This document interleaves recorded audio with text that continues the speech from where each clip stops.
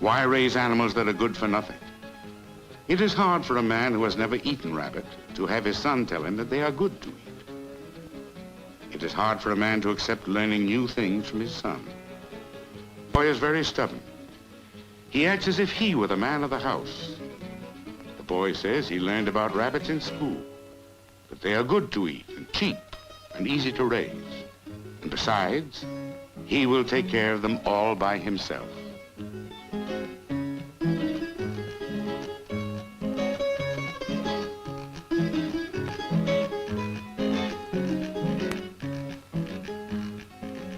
It is hard for a man to let his son win an argument. It is hard, but a man must do it sometimes. He must let the child take new steps when he is ready. That makes him even more of a man. No one would think of preventing a tree from growing. Neither should one prevent a child from growing.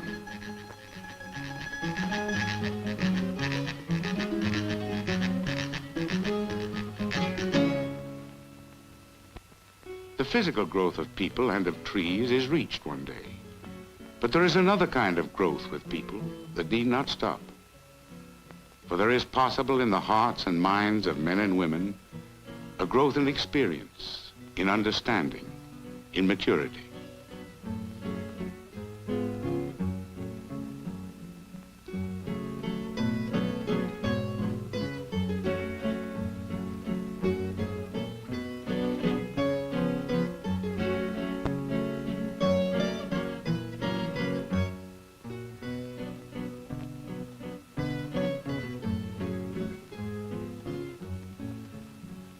To raise a real man, one should be a real man. So strong in the feeling of his own worth that he does not pretend to be something he is not. He can be a good son to his parents, does not have to prove that he is a man.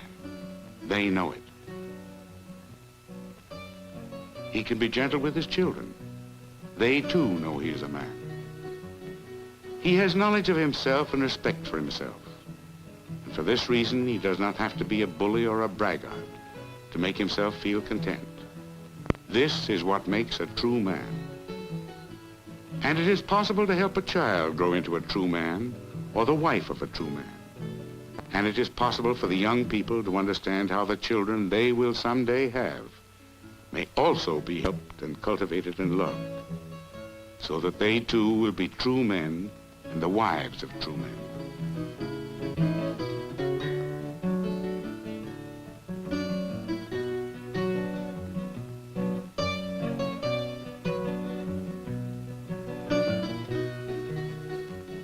In such a home, children can have more patience and understanding toward each other, for they have learned that along with the pleasures of love, there also should be the patience of love, the consideration of love, the understanding of love.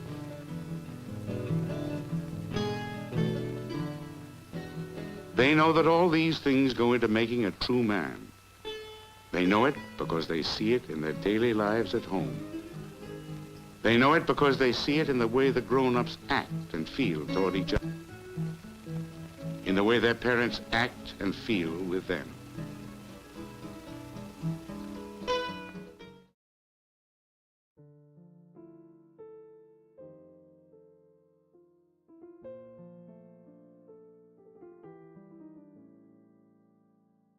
It is September. I know, right? It is fucked up. Is it September? Yes, it is September. Is it fucked up a little bit? I can't believe... Never mind. I was gonna say something incriminating and then I forgot that I don't want to incriminate myself. But it is September. That's another month away from October, which is 2 months away from Christmas. Terrifying. Did you recoup your spirits? I actually, believe it or not, I feel worse today. Because I slept for way too long yesterday. And so I was tired, but I wasn't sleepy. And then so yesterday night, I also couldn't sleep. And so I just didn't have a lot of sleep for today. So I feel worse. One of the good things about that is I'm sure Nick Bostrom will put me to sleep. Like, I'm sure that because I could have knocked out. I was honestly, if I'd closed my eyes for longer than 30 seconds,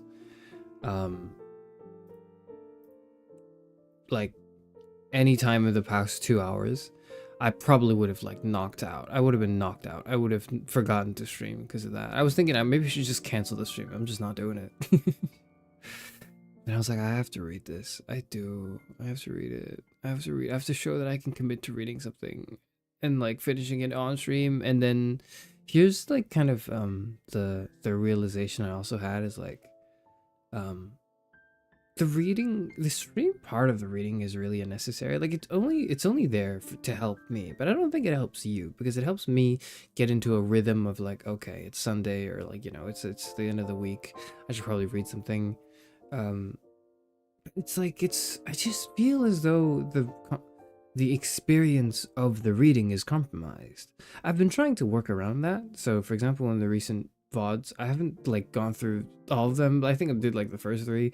Nick Bostrom Superintelligence reading streams. I've cut out like the beginning bit, the rant, the beginning rant section, to just dive straight into the reading itself so that it's a more pleasant. But I think it's staggered out. It's not episodic in the way that's like I can't wait to see what happens next in Superintelligence. That's not really the vibe of it, and I think for a lot of texts that seems to be the case. I think I still like the idea of not turning it to a, strictly speaking, on an audiobook. And what I mean is like it's not just an audio file of me reading it, because I think there's some, and I do take after take over and over again until I get it just right. I like the idea of not doing that. Still, my compromise right now is like, I think I'll upload these as videos in the future, but when I do upload anything, it is like I will read along to it, and it'll probably be a PDF or some other text document, and I'll be scrolling through it as I read it. So that way there's like an element of like you're learning to read, or you're sort of it's a demonstration of reading rather than just audio. And I think there's a meaningful difference. So I think that's like the next, and then eventually we'll find our rhythm, right, is what I'm trying to say. Right now it's like right now it is the conclusion of this version of the readings I do, which is like an episodic reading stream, because I can't just read short stories like all the time. I feel like that's not conducive to my overall goals and message. Like if I just every week I just read a different thing and it was like a short thing. For a while I did that. Like previously, I think I would just set up a reading stream and I would read like a short story, and I would do so like every week or two, and it was fun for a while. But also like I can't only do short stories, because then that way it's a bit too like, I think I commodify the reading a bit too much into like, oh, it's like a snack, you know, it's like a sizable chunk, and that's not it. I think there should be longer stuff. Yep.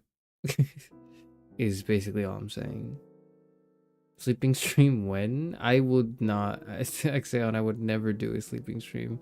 If I did a sleeping stream, it would be unpleasant because I snore, and so it's kind of, you kind of get into a quiet like rhythm when I'm going to sleep, right? And you go like, oh well, okay, sleeping stream, and then I start going like and then and then it all like it's over. We're not doing that. Just don't fall asleep on stream. I can't promise. Seriously, because you don't understand. You don't want this.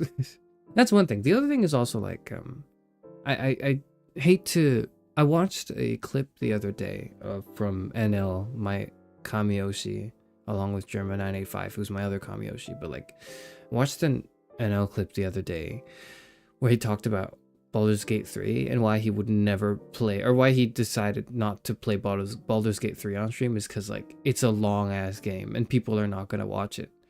Because people will say they'll watch it. So people will be like, oh my god, I love Baldur's Gate 3. But the reality is like, you're not going to watch you're not going to watch someone else play an 80-hour campaign, especially if you had the game and you were playing it too. But even if not, it's like, you wouldn't be interested in watching it. Like, it's not like everyone, but you can kind of like, I think I'm at the point now too, where unless this especially sticks out to you and you're like, I care about this, I would comment like specifically to tell you, Charis Euphranor, that I care about these, so please keep doing them.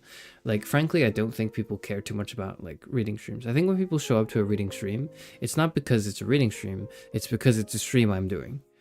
And I appreciate that, but also it's like the numbers kind of speak for themselves. Nobody actually wants to watch a reading stream. I think people would be more inclined to watch a reading video, which is what I've done in the past with, for example, Kafka's Metamorphosis.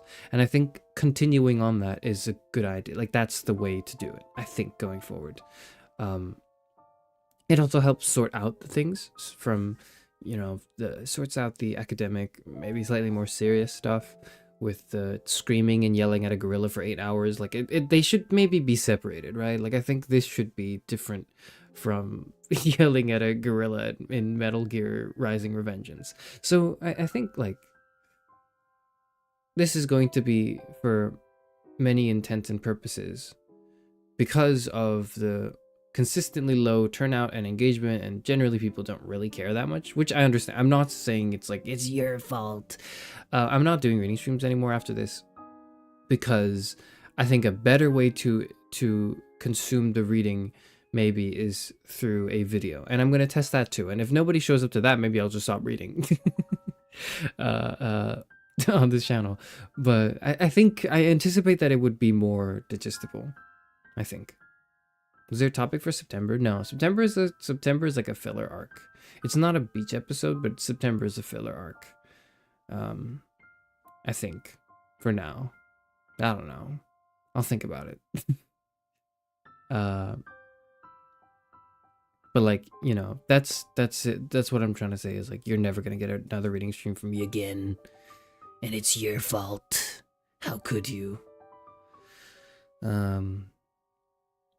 No, but if you still want me to read stuff, then it's like I will read things, but I will not read them live because it just seems rather worse for organization, for your enjoyment, for and maybe for my creative process as well. But I do want to read every Sunday. So the goal, I think, is unless I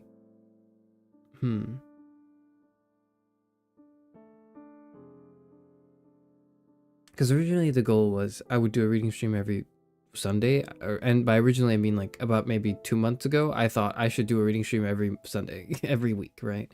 Now I'm thinking, okay, what if I do a reading stream and then I unlist it after? So it's like unlisted reading on Sundays, and then I just record the reading I do while I'm streaming as well, and then I unlist them so they don't really show up on the live after that, but you can still see that I'm streaming.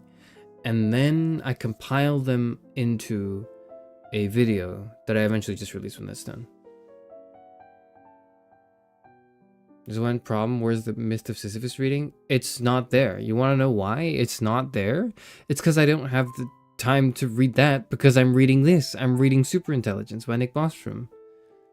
Okay, because I'm streaming, because then I'm thinking if I'm not streaming on Sunday, then I'm not doing anything Sunday. But the thing is, I should be doing something Sunday even if it's not streaming, which is recording the damn Myth of Sisyphus reading.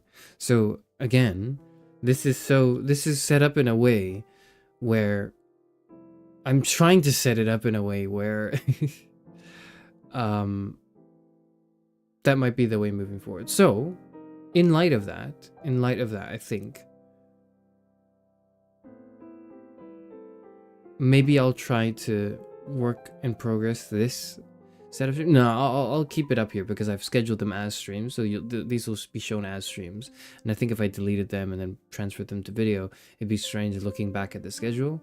But going forward, that's what we're doing. Going forward, the idea is maybe I'll record, but maybe I'll record live and then I'll unlist.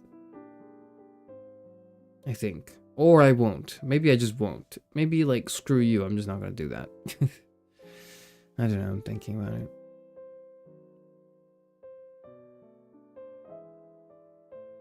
My headcanon is that every time you go into an editing software, you go, nah, fuck that. Yeah, pretty much. I go, like, I'm not doing that. I need a break. I'm gonna, like, collapse and play Honkai Star Rail instead. Which is probably what I'll be doing on stream, too, because it's like, I need an excuse. I need to play the game. I haven't played the game in, like, 4 or 5 patches of the story, and I'm just completely missing out on what's going on there. Would that not just be what you're doing now? So the difference is those streams will be unlisted or like deleted, at least. So like I still read every week, but instead of, for example, I'm thinking for 1984, here's how this is gonna go, right? For 1984, I'm gonna set up a stream maybe every Sunday, and we're gonna read a chapter or 2 chapters of it every Sunday. And then you can pog out and chat if you want. I don't think you will, because I don't think anyone's gonna say anything in chat, right? For like an hour. That's just what a reading stream is. I'm not blaming anyone, okay?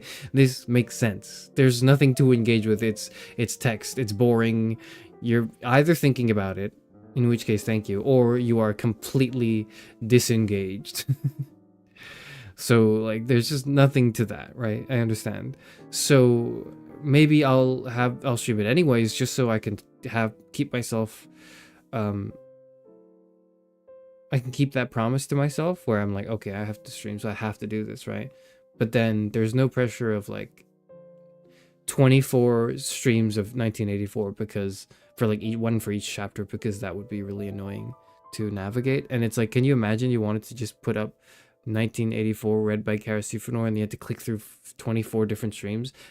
By the way, he hasn't even fucking organized them into a night's playlist either, because that's how lazy he is. Well, like, that might solve the problem, right? That might solve the problem. Also, a 5-hour video is less intimidating than a 5-hour live stream, right? That's just the psychological effect that it has on people, I think. People are less willing to click on a stream than they are on a video, in my humble opinion. Therefore, that might be the way forward. I don't know. I'm just experimenting. I'm gonna try out different things and see if they work or not. So that's the thing for next. That's like these are the change logs for next patch. It's because some of us have been conditioned not to be disruptive during lectures, and I get that. So that's why I'm not like you guys are horrible for not pogging out every time Bostrom brings out an equation. Like, no. I get it. Don't worry about that. That's not what I mean when I say I'm not streaming it because you guys are they're not farming enough emotes in chat. Like, that's not what I mean. I mean like there's little reason for it to be that interactive. And I think it actually is it's actually detrimental, 1, because of organizational reasons, and 2, because a video is easier to click on than a stream. 3, because I can edit down really long reads into one dense file if I do it by video.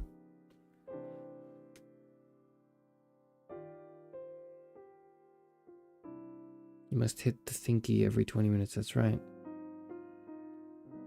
I'm just listening as I do something else. That's what most people do, which is like, yeah, that's what I intended. I'm not expecting you to like, generally, I know my place in the ecosystem. Like, I'm not trying to fight for the spot of primary monitor entertainment like anymore. Like, I'm not, unless I'm doing like a rant, then maybe I'm like, okay, pay attention to the words I'm about to say, and then I'll go back to being second monitor content or whatever. It doesn't matter.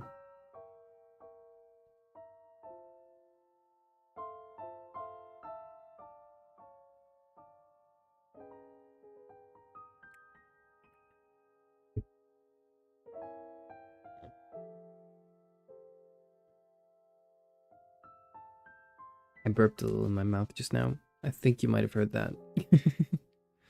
That ran for today. Not really. Listening to stream must be weird because someone mentions yaoi and you get flustered. I don't get flustered. I don't understand what you're saying. I don't know what you're talking about. But you're wrong. You heard that? Okay, well, that's good. That means I'm gonna cut out this whole, like, bit then.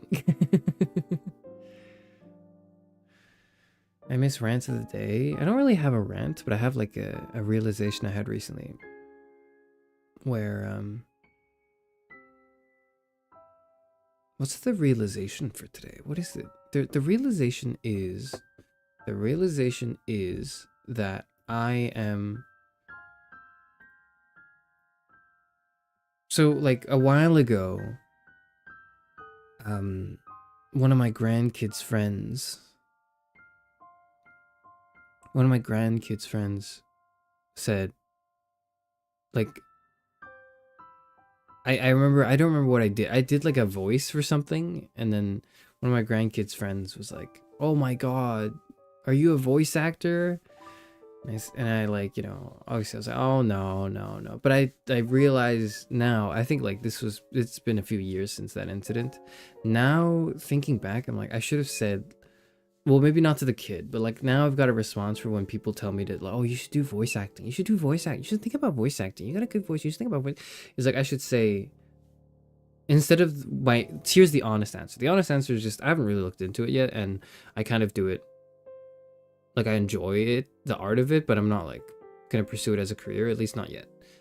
But the answer I should give is like I would do that if I weren't so much better at the other things that I do, that just completely, you know, that have just overshadowed my already incredible magnanimous talent in this domain. So so it's like, you know, I would, but then if I did that and I stepped into the voice acting industry, people would be like, you should be like a philosopher, VTuber. You should be a streamer. And then like I would be a streamer, and then people would be like, you should be a voice actor, or like they would say like, you should be like a lecturer, or like a professor. And I go, yes, I know, I'm a man of many talents, I understand.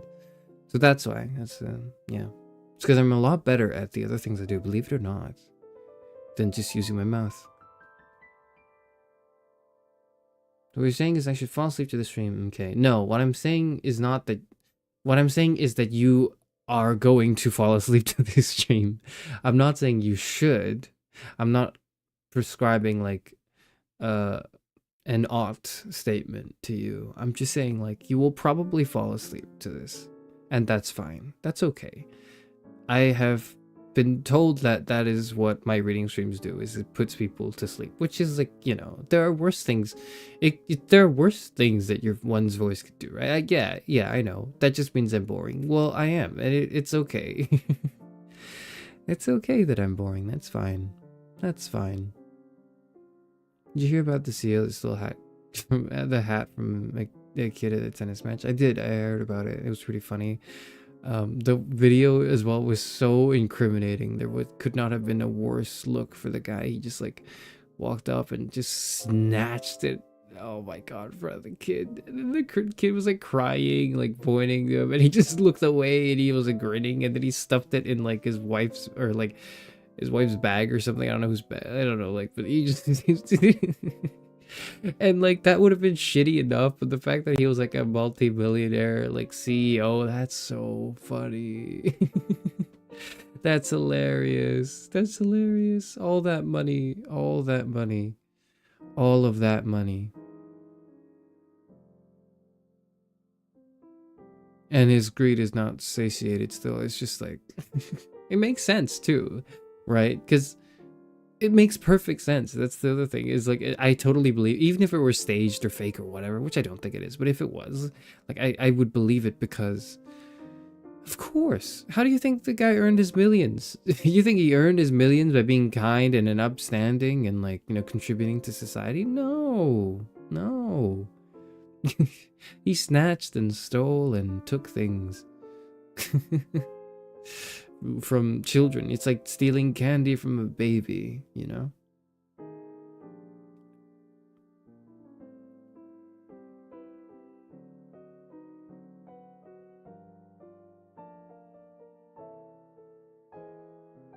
Not boring, just soothing. Always looking into the negative, aren't you? I know, that's what it actually is. But like, I want to frame it in a negative way, so that so that you compliment me, and then I only slightly acknowledge it, so as to not feed too far into the energy, because then at that point it would sound like I'm really desperate for it, but I'm not. Or at least it's in my best interest to tell you that I'm not. I hope that gave you a thinker. I hope that was something to think about.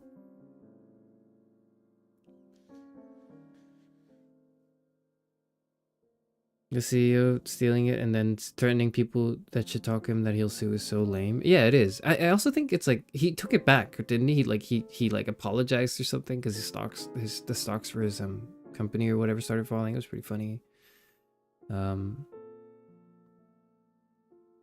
Like he took the baseball and then the whole thing happened online, and then he just doubled down, which made it even funnier. And then he backpedaled and then was like, "I'm sorry, I meant to take it for my kids." No, the fuck he didn't, man. I always supported young athletes. I'm going to support them. I'm going to continue to support them. I have returned the cap to the kid. Like, that's it. That's it. If he wanted to put on a show, he could have at least been like, you know, I'm buying the kids next 5 like baseball tickets or something. I'm gonna take him front row seat to his favorite game of choice, you know, to atone for my mistakes. That would not have cost him a lot in the grand scheme of things, but he's so cheap he couldn't even like muster that up to make it look good in his PR. Like, it's so good. But you know, the worst part about that though is like, we're gonna forget it in a week and he's gonna continue making money, I think. I don't know. I hope not. I hope we shame him forever. I hope he forever is shamed for this, for being an awful fucking human being. But I just don't think it will happen. I don't think it will. Yeah, you earn what you take. It was a valuable lesson to the child. Did he say that? I didn't see what he actually said. I just know that he doubled down on it. That's so funny. Oh, that's so funny. I only saw the recent like apology. That's what I saw. Anyways, goodness, it's about 30 minutes. Well, 30-minute session of chatting before reading makes sense to me, but I don't think I can stay for too long because I'm gonna yawn and then I'm gonna sleep. I'm gonna fall asleep and you're gonna fall asleep too. Okay. Sorry if anyone was really excited for the explosive climactic finale of the Superintelligence streams. Well, not very explosive and climactic today, though I doubt anyone was. But yeah, I think we'll, this is going to be the last reading stream for a while. Not because I'm not reading anymore, or at least it's going to be the last the last archived reading stream. I might do more in the future, but they will be unarchived. I think, yeah, like the main, and I will probably not interact with chat at all. Like, yeah, that's the other thing is like, if I do live stream, I'm not going to interact with chat at all whatsoever the moment I hit record. Yeah.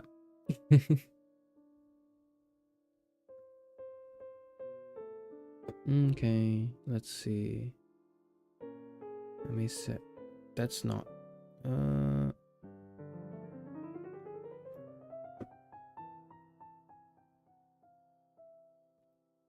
How will we wake you up if you fall asleep on stream? If you super chat me, I think Parrot might read it. Actually, I don't know. I think I turned Parrot off. Never mind. I don't think Parrot would read it because I've just completely turned him off and shut him away. So I don't even think you can wake me up with money. I don't know. I don't know what you could do. I've silenced my Discord so you can't ping me. So I don't know what else.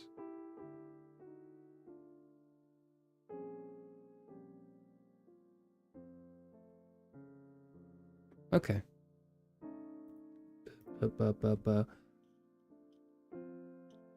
And like the intent for the reading streams as well is like it's less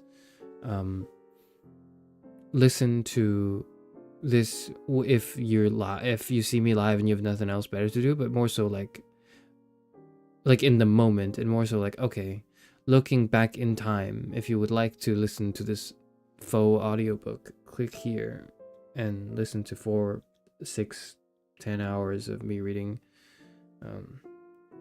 literature. All right, let's begin our final bit for today, or for this month, this arc. Nick Bostrom, Superintelligence, Paths, Dangers, and Strategies. Final bit would be chapter 13 to 15. Where would that be? Here it would. 13, choosing the criteria for choosing. 14, the strategic picture, and 15, crunch time. It's quite a bit. So 299 is the end of the thing. So we've got about, excuse me, I had to yawn. We've got about like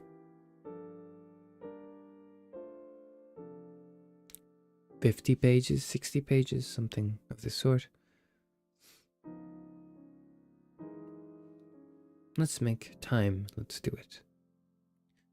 Chapter 13. Choosing the criteria for choosing. Suppose we could install any arbitrary final value into a seed AI. The decision as to which value to install could then have the most far-reaching consequences. Certain other basic parameter choices concerning the axioms of the AI's decision theory and epistemology could be similarly consequential. But foolish, ignorant, and narrow-minded that we are, how could we be trusted to make good design decisions? How could we choose without locking in forever the prejudices and preconceptions of the present generation? In this chapter, we explore how indirect normativity can let us offload much of the cognitive work involved in making these decisions onto the superintelligence itself, while still anchoring the outcome in deeper human values. The need for indirect normativity. How can we get a superintelligence to do what we want? What do we want the superintelligence to want? Up to this point, we have focused on the former question. We now turn to the second.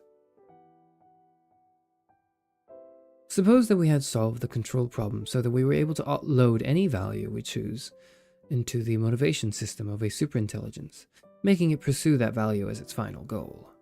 Which value should we install? The choice is no light matter. If the superintelligence obtains a decisive strategic advantage, the value would clearly determine the disposition of the cosmic endowment. Clearly, it is essential that we do not make a mistake in our value selection, but how could we realistically hope to achieve errorlessness in a matter like this? We might be wrong about morality, wrong also about what is good for us, wrong even about what we truly want.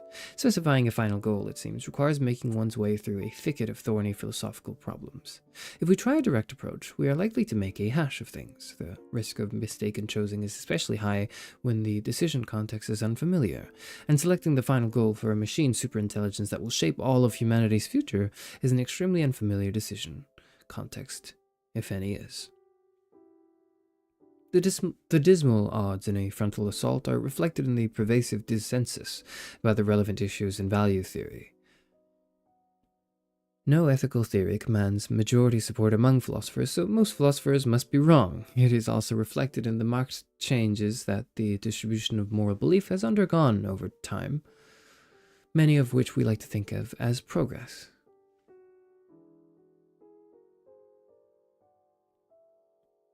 In medieval Europe, for instance, it was deemed respectable entertainment to watch a political prisoner being tortured to death. Cat burning remained popular in 16th century Paris. A mere 150 years ago, slavery still was widely practiced in the American South, which, with full support of the law and moral custom. When we look back, we see glaring deficiencies, not just in the behavior, but in the moral beliefs of all previous ages. Though we have perhaps since gleaned some moral insight, we could hardly claim to be now basking in the high noon of perfect moral enlightenment. Very likely, we are still laboring under one or more grave moral misconceptions. In such circumstances, to select a final value based on our current convictions in a way that locks it in forever and precludes any possibility of further ethical progress would be to risk an existential moral calamity. Even if we could be rationally confident that we have identified the correct ethical theory, which we cannot be, we would still remain at risk of making mistakes in developing important details of this theory. Seemingly simple moral theories can have a lot of hidden complexity. For example, consider the unusually simple consequentialist theory of hedonism. This theory states roughly that all and only pleasure has value, and all and only pain has disvalue. Even if we placed all our moral chips in this one theory, and the theory turned out to be right, a great many questions would remain open. Should higher pleasures be given priority over lower pleasures, as John Stuart Mill argued? How should the intensity and duration of a pleasure be factored in? Can pains and pleasures cancel each other out? What kinds of brain states are associated with morally relevant pleasures? Would two exact copies of the same brain correspond to twice the amount of pleasure? Can there be subconscious pleasures? How should we deal with extremely small chances of extremely great pleasures? How should we aggregate over infinite populations? Giving the wrong answer to any of these questions could be catastrophic. If by selecting a final value for the superintelligence we had to place a bet not just on a general moral theory, but on a long conjunction of specific claims about how that theory is to be interpreted and integrated into an effective decision-making process, then our chances of striking lucky would dwindle to something close to hopeless. Fools might eagerly accept this challenge of solving in one swing all the important problems in moral philosophy in order to infix their favorite answers into the seed AI. Wiser souls would look hard for some alternative approach, some way to hedge. This takes us to indirect normativity. The obvious reason for building a superintelligence is so that we can offload to it the instrumental reasoning required to find effective ways of realizing a given value. Indirect normativity would enable us to offload to the superintelligence some of the reasoning needed to select the value that is to be realized. Indirect normativity is a way to answer the challenge presented by the fact that we may not know what we truly want, what is in our interest, or what is morally right or ideal. Instead of making a guess based on our own current understanding, which is probably deeply flawed, we would delegate some of the cognitive work required for value selection to the superintelligence. Since the superintelligence is better at cognitive work than we are, it may see past the errors and confusions that cloud our thinking. One could generalize this idea and emboss it as a heuristic principle. Principle of epistemic difference. A future superintelligence occupies an epistemically superior vantage point. Its beliefs are, probably on most topics, more likely than ours to be true. We should therefore defer to the superintelligence's opinion whenever feasible. Indirect normativity applies this principle to the value selection problem. Lacking confidence in our ability to specify a concrete normative standard, we would instead specify some more abstract condition that any normative standard would satisfy, in the hope that a superintelligence could find a concrete standard that satisfies the abstract condition. We could give a seed AI the final goal of continuously acting according to its best estimate of what this implicitly defined standard would have it do. Some examples will serve to make the idea clearer. First, we will consider coherent extrapolated volition, an indirect normativity proposal outlined by Eliezer Yudkowsky. We will then introduce some variations and alternatives to give us a sense of the range of available options. Coherent extrapolated volition. Yudkowsky has proposed that a seed AI be given the final goal of carrying out humanity's coherent extrapolated volition, which he defines as follows. Our coherent extrapolated volition is our wish if we knew more, thought faster, were more the people we wished we were, had grown up farther together, where the extrapolation converges rather than diverges, where our wishes cohere rather than interfere, extrapolated as we wish that extrapolated, interpreted as we wish that interpreted. When Yudkowsky wrote this, he did not purport to present a blueprint for how to implement this rather poetic prescription. His aim was to give a preliminary sketch of how a CEV might be defined, along with some arguments for why an approach along those lines is necessary. Many of the ideas behind the CEV proposal have analogues and antecedents in the philosophical literature. For example, in ethics, ideal observer theories seek to analyze normative concepts like good or right in terms of the judgments that a hypothetical ideal observer would make. Where an ideal observer is defined as one that is omniscient about non-moral facts, is logically clear-sighted, is impartial in relevant ways, and is free from various kinds of biases, and so on. The CEV approach, however, is not, or need not be construed as, a moral theory. It is not committed to the claim that there is any necessary link between value and the preferences of our coherent extrapolated volition. CEV can be thought of simply as a useful way to approximate whatever has ultimate value, or it can be considered aside from any connection to ethics. As the main prototype of the indirect normativity approach, it is worth examining in a little more detail. Some explications. Some terms in the above quotation require explication. Thought faster, in Yudkowsky's terminology, means if we were smarter and had thought things through more. Grown up farther together seems to mean if we had done our learning, our cognitive enhancing, and our self-improving under conditions of suitable social interaction with one another. Where the extrapolation converges rather than diverges may be understood as follows. The AI should act on some feature of the result of its extrapolation only insofar as that feature can be predicted by the AI with a fairly high degree of confidence. To the extent that the AI cannot predict what we would wish if we were idealized in the manner indicated, the AI should not act on a wild guess. Instead, it should refrain from acting. However, even though many details of our idealized broad outlines that the AI can apprehend, and it can then at least act to ensure that the future course of events unfolds within those outlines. For example, if the AI can reliably estimate that our extrapolated volition would wish that we not all be in constant agony, or that the universe not be tiled over with paperclips, then the AI should act to prevent those outcomes.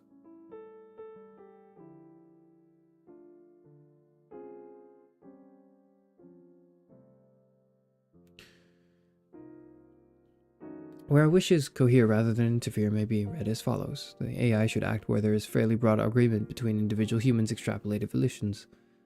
A smaller set of strong, clear wishes might sometimes outweigh the weak and muddled wishes of a majority. Also, Yudkowsky thinks that it should require less consensus for the AI to prevent some particularly narrowly specific outcome, and more consensus for the AI to act to funnel the future into some particular narrow conception of the good. The initial dynamic for the CEV, he writes, should be conservative about saying yes, and listen carefully for no. Extrapolated as we wish that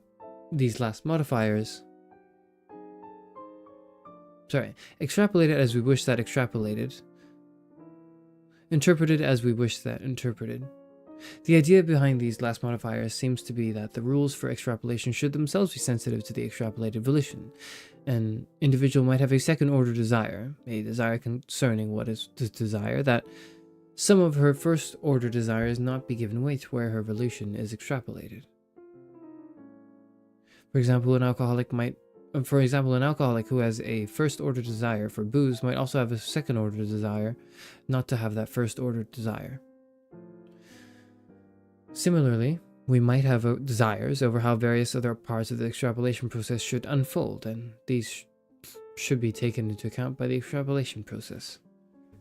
It might be objected that even if the concept of humanity's coherent extrapolated volition could be properly defined, it would anyway be impossible even for a superintelligence to find out what humanity would actually want under the hypothetical idealized circumstances stipulated in the CEV approach.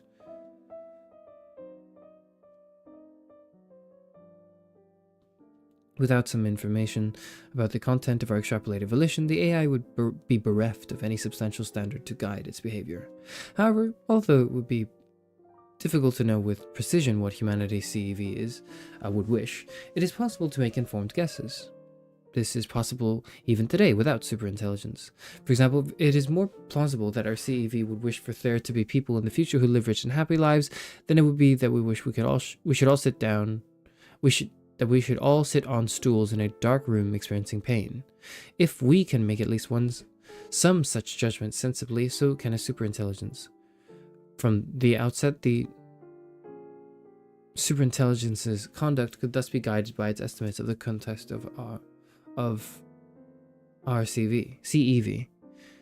We would have a strong instrumental reason to refine these initial estimates, e.g. by studying human culture and psychology, scanning human brains, and reasoning about how we might behave if we knew more, thought clearly, etc., etc.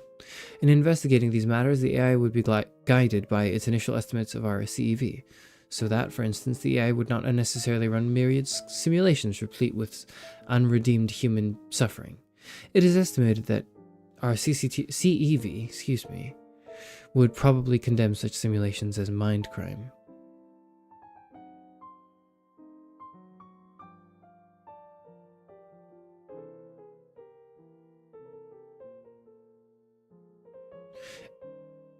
Another objection is that there are so many different ways of life and moral codes in the world that it might not be possible to blend them into one CEV. Even if one could blend them, the result might not be particularly appetizing. One would be unlikely to get a delicious meal by mixing together all the best flavors from everyone's different favorite dish. In answer to this, one could point out that the CEV approach does not require that all ways of life, excuse me? Did I read that right? I did not. I don't know where I was. I'm so sorry. I'm really tired today, you can tell. All ways of life, moral codes, or personal values be blended together into one stew. I was probably reading stew and I was thinking seafood. Excuse me. The CEV dynamic is supposed to act only when our wishes cohere. On issues on which there is widespread irreconcilable disagreement, even after the various idealizing conditions have been imposed, the dynamic should refrain from determining the outcome. To continue the cooking analogy, oh, that's why. It might be that individuals or cultures will have different favorite dishes, but that they can nevertheless broadly agree that elements should be non-toxic. The CEV dynamic could then act to prevent food poisoning while otherwise allowing humans to work out their culinary practices without its guidance or interference. Rationales for a CEV. Yudkowsky's article offered 7 arguments for the CEV approach. 3 of these were basically different ways of making the point that, while the aim should be to do something that is humane and helpful, it would be very difficult to lay down an explicit set of rules that does not have unintended interruptions and undesirable consequences. The CEV approach is meant to be robust and self-correcting. It is meant to capture the source of our values, instead of relying on us correctly enumerating and articulating once and for all each of our essential values. The remaining 4 arguments go beyond that first basic but important point, spelling out desiderata on candidate solutions to the value specification problem and suggesting that CEV meets these desiderata. Encapsulate moral growth. This is the desideratum that the solution should allow for the possibility of moral progress. As suggested earlier, there are reasons to believe that our current moral beliefs are flawed in many ways, perhaps deeply flawed. If we were to stipulate a specific and unalterable moral code for the AI to follow, we would in effect be locking in our present moral convictions, including their errors, destroying any hope of moral growth. The CEV approach, by contrast, allows the possibility of such growth because it has the AI try to do that which we would have wished it to do if we had developed further under favorable conditions, and it is possible that if we had thus developed, our moral beliefs and sensibilities would have been purged of their current defects and limitations. Avoid hijacking the destiny of mankind. Yudkowsky has in mind a scenario in which a small group of programmers create a seed AI that then grows into a superintelligence that obtains a decisive strategic advantage. In this scenario, the original programmers hold in their hands the entirety of humanity's cosmic endowment. Obviously, this is a hideous responsibility for any mortal to shoulder. Yet it is not possible for the programmers to completely shrink the onus once they find themselves in this situation. Any choice they make, including abandoning the project, would have world historical consequences. Yudkowsky sees CEV as a way for the programmers to avoid arrogating to themselves under the privilege or burden of determining humanity's future. By setting up a dynamic that implements humanity's coherent, extrapolated volition, as opposed to their own volition or their own favorite moral theory, they in effect distribute their influence over the future to all of humanity. Avoid creating a motive for modern-day humans to fight over the initial dynamic. Distributing influence over humanity's future is not only morally preferable to the programming team implementing their own favorite vision, it is also a way to reduce the incentive to fight over who gets to create the first superintelligence. In the CEV approach, the programmers or their sponsors exert no more influence over the content of the outcome than any other person, though they of course play a starring causal role in determining the structure of the extrapolation, and in deciding to implement humanity's CEV instead of some alternative.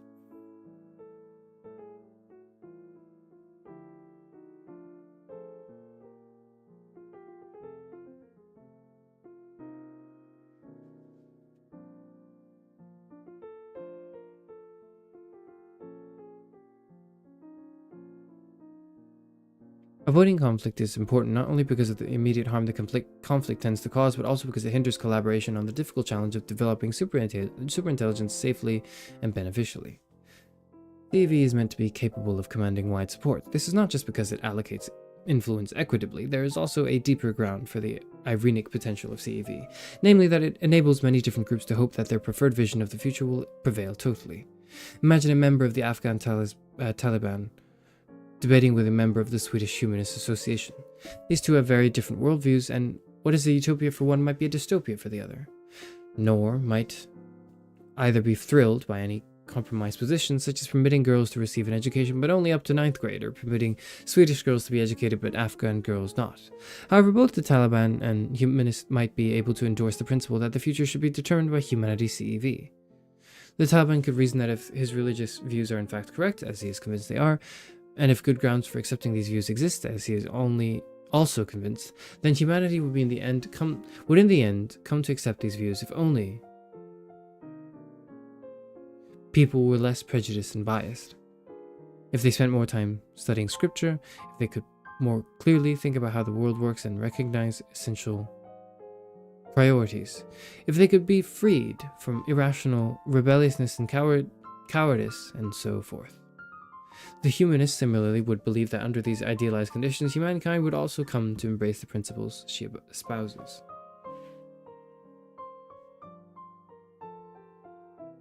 We might not want an outcome in which a paternalistic superintelligence watches over us constantly, micromanaging our affairs with an eye towards optimizing every detail in accordance with a grand plan.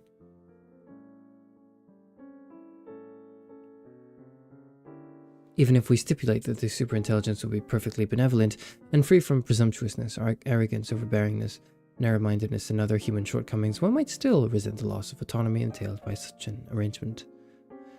We might prefer to create our own destiny as we go along, even if it means that we sometimes fumble. Perhaps we want the superintelligence to serve as a safety net, to support us when things go catastrophically wrong, but otherwise to leave us not to fend for ourselves. CEV allows for this possibility. CEV is meant to be an initial dynamic, a process that runs once and then replaces itself with whatever the extrapolated volition wishes. If humanity's extrapolated volition wishes that we live under the supervision of a paternalistic AI, then the CEV dynamic would create such an AI and had it in the reins.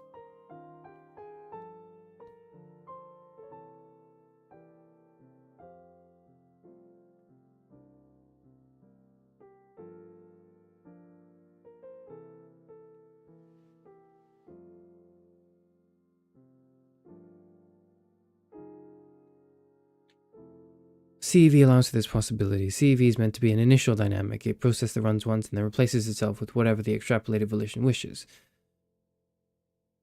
Excuse me, I'm reading the same paragraph again, I'm so sorry. Where were we? Oh yes. If humanity's extrapolated volition instead wishes that a democratic human world government be created, then the CEV dynamic might facilitate the establishment of such an institution and otherwise remain invisible.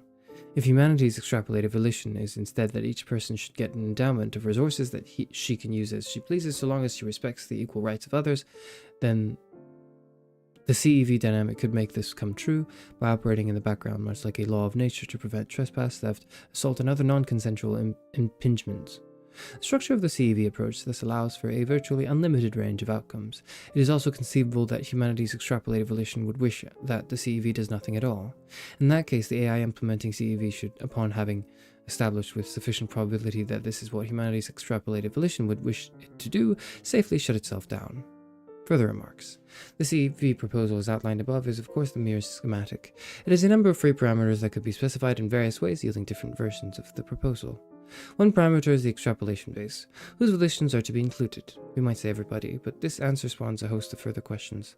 Does the extrapolation base include so-called marginal persons, such as embryos, fetuses, brain-dead persons, patients with severe dementias, or who are in a permanent vegetative states? Does each of the hemispheres of a split-brain patient get its own weight in the extrapolation, and is the weight the same as that of the entire brain of a normal subject? What about people who lived in the past but are now dead? People who will be born in the future, higher animals and other sentient creatures? Digital minds, extraterrestrials. One option could be to include only the population of adult human beings on Earth who are alive at the start of the time of the AI's creation.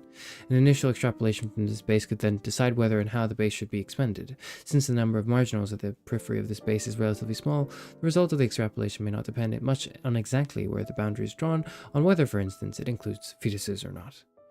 That somebody is excluded from the original extrapolation base does not imply that their wishes or well-being are disregarded. If the coherent extrapolated volition of those in the extrapolation base, e.g. living adult human beings, wishes that moral consideration be extended to other beings, then the outcome of the CEV dynamic would reflect that present preference. Nevertheless, it is possible that the interests of those who are included in the original extrapolation base will be accommodated to a greater degree than the interests of outsiders.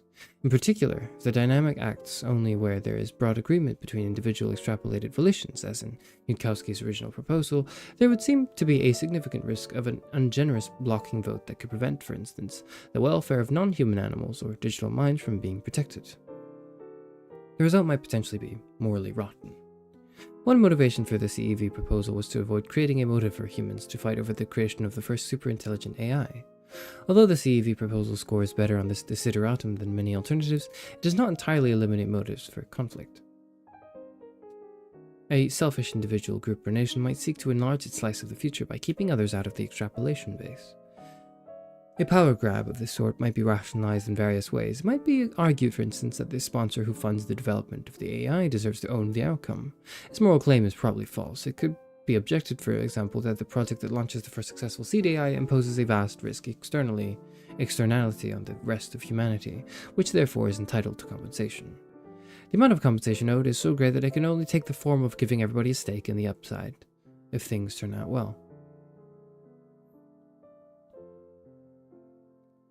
Another argument that might be used to rationalize a power grab is that large segments of humanity have base or evil preferences, and that including them in the extrapolation base would risk turning humanity's future into a dystopia.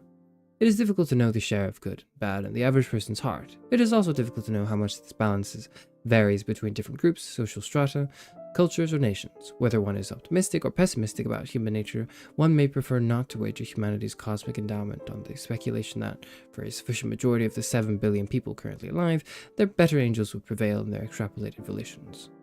Of course, omitting a certain set of people from the extrapolation base does not guarantee that light would triumph, and it might well be that the souls that would soonest exclude others or grab power for themselves tend rather to contain unusually large amounts of darkness. Yet another reason for fighting over the initial dynamic is that one might believe that somebody else's AI will not work as advertised, even if the AI is built as a way to implement humanity's CEV. If different groups have different beliefs about which implementation is most likely to succeed, they might fight to prevent the others from launching. It would be better in such situations if the competing projects could settle their epistemic differences by some method that more reliably ascertains who is right than the method of armed conflict.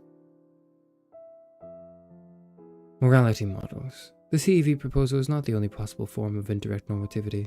For example, instead of implementing humanity's coherent extrapolated volition, one could try to build an AI with the goal of doing what is morally right, relying on the AI's superior cognitive capacities to figure out just which actions fit that description.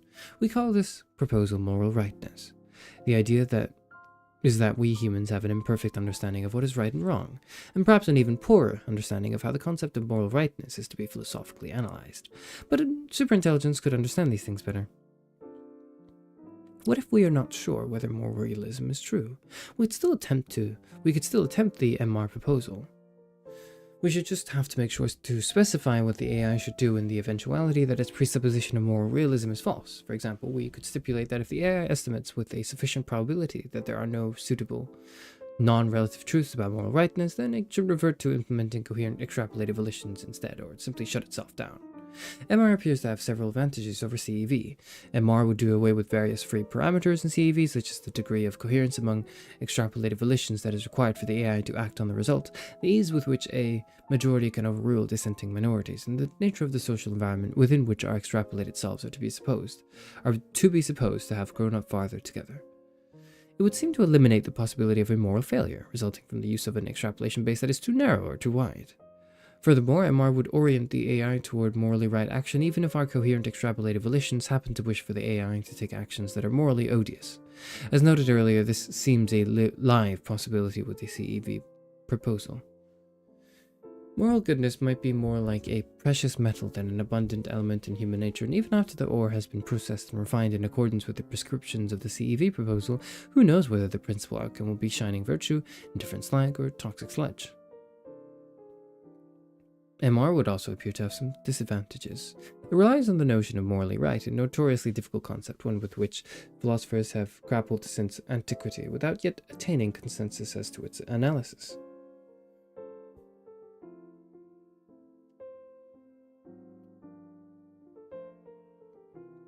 Picking an erroneous explication of moral rightness could result in outcomes that would be morally very wrong. This difficulty of defining moral rightness might seem to count heavily against the MR proposal. However, it is not clear that the MR proposal is really at a material disadvantage in this regard. The CEV proposal too uses terms and concepts that are difficult to explicate, such as knowledge being more the people we wished we were, grow up farther together, among others. Even if these concepts are marginally less opaque than moral rightness, they are still miles removed from anything that programmers can currently express in code. The path to endowing an AI with many of these concepts might involve giving it general linguistic ability, comparable to at least that of a normal human adult. Such a general ability to understand language could then be used to understand what is meant by morally right. If the AI could grasp the meaning, it could search for actions that fit. As the AI develops superintelligence, it could then make progress on two fronts. On the philosophical problem of understanding what moral rightness is, and on the practical problem of applying this understanding to evaluate particular actions. While this would not be easy, it is not clear that it would be any more difficult than extrapolating humanity's coherent extrapolative volition.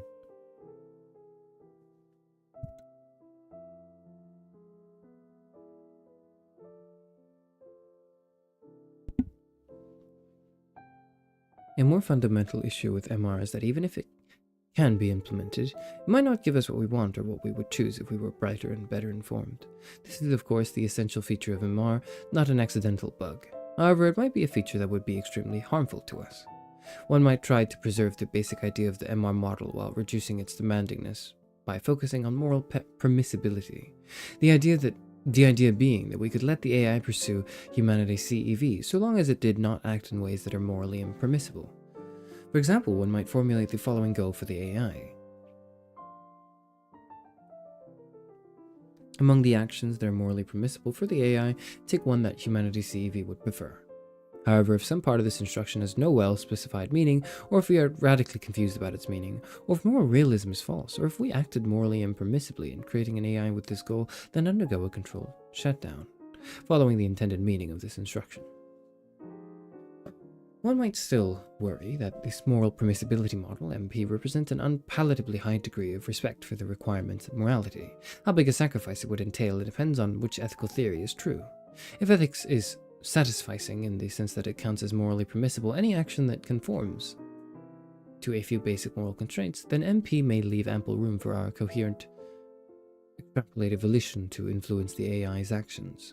However, if ethics is maximizing, for example, if the only morally permissible actions are those that have the morally best consequences, then MP may leave little or no room for our own preferences to shape the outcome.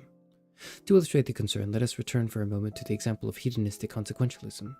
Suppose that this ethical theory is true and that the AI knows it to be so. For present purposes, we can define hedonistic consequentialism as the claim that an action is morally right and morally permissible if and only if, among all feasible actions, no other action would produce a greater balance of pleasure over suffering. The AI following MP might maximize the surfeit of pleasure by converting the accessible universe into hedonium, a process that may involve building computronium and using it to perform computations that instantiate pleasurable experiences.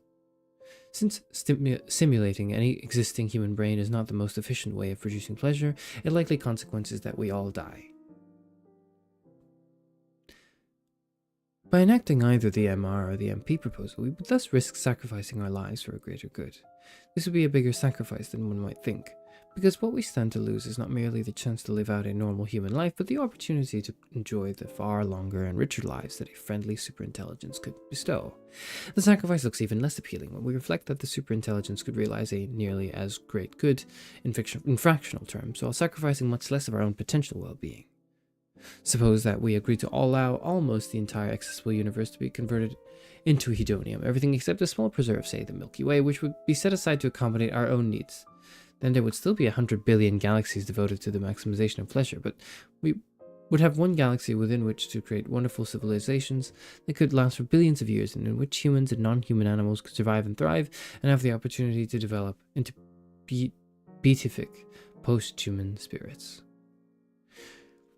If one prefers this latter option, as I would be inclined to do, it implies that one does not have an unconditional lexically dominant preference for acting morally permissibly, but it is consistent with placing great weight on morality. Even from a purely moral point of view, it might be better to advocate some proposal that is less morally ambitious than MR or MP. If the morally best has no chance of being implemented, perhaps because of its frowning demandingness, it might be morally better to promote some other proposal, one that would be near ideal and whose chances of being implemented could be significantly increased by our promoting it. Do what I mean. We might feel unsure whether to go for CEV, MR, MP, or something else. Could we punt onto this high-level decision as well, offloading even more cognitive work onto the AI? Where's the limit to our possible laziness? Consider, for example, the following reason-based goal.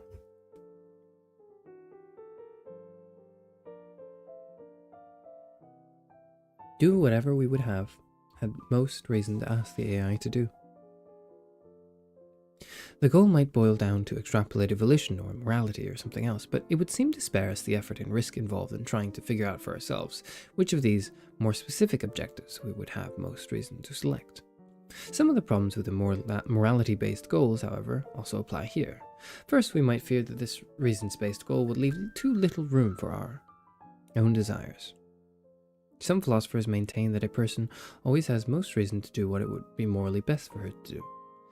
If those philosophers are right, then the reason-based goal collapses into MR with the concomitant risk that a superintelligence implementing such a dynamic would kill everyone within reach.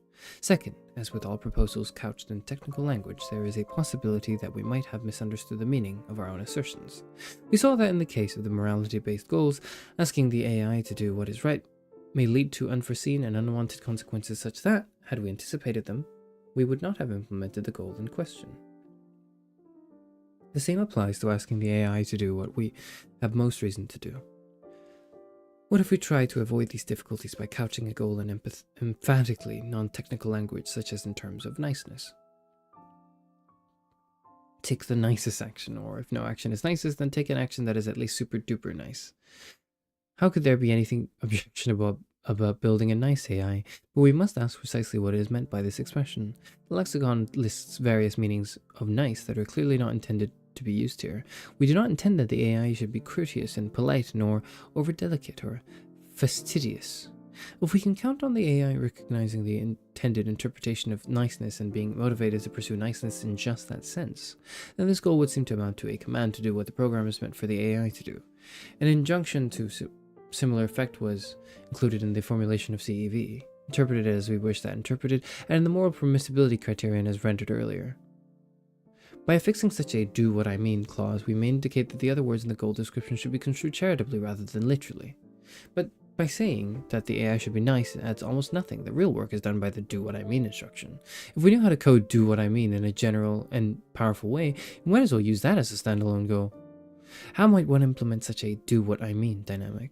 That is, how might we create an AI motivated to charitably interpret our wishes and unspoken intentions and to act accordingly? One initial step could be to try to get clearer about what we mean by "do what I mean." It might help if we could explicate this in more behavioristic terms, for example, in terms of revealed preferences in various hypothetical situations, such as situations in which we had more time to consider the options, in which we were smarter, in which we knew more of the relevant facts, and in which, in various other ways, conditions would be more favorable for us, accurately manifesting in concrete choices that what we mean when we say that we want an AI that is friendly, beneficial, nice, etc. Here, of course, we come full circle. We've returned to the indirect normativity approach with which we started the CEV proposal, which in essence expunges all concrete content from the value specification, leaving only an abstract value defined in purely procedural terms. To do that which we would have wished for the AI to do in suitably idealized circumstances. By means of such indirect normativity, we could hope to offload to the AI much of the cognitive work that we ourselves would be trying to perform if we attempted to articulate a more concrete description of what values the AI is to pursue.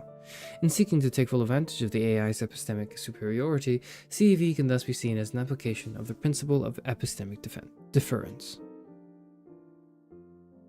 Component list. So far, we've considered different options for what content to be put into the goal system, but an AI's behavior will also be influenced by other design choices. In particular, it can make a critical difference between which decision theory and which epistemology it uses. Another important question is whether the AI's plans will be subject to human review before being put into action.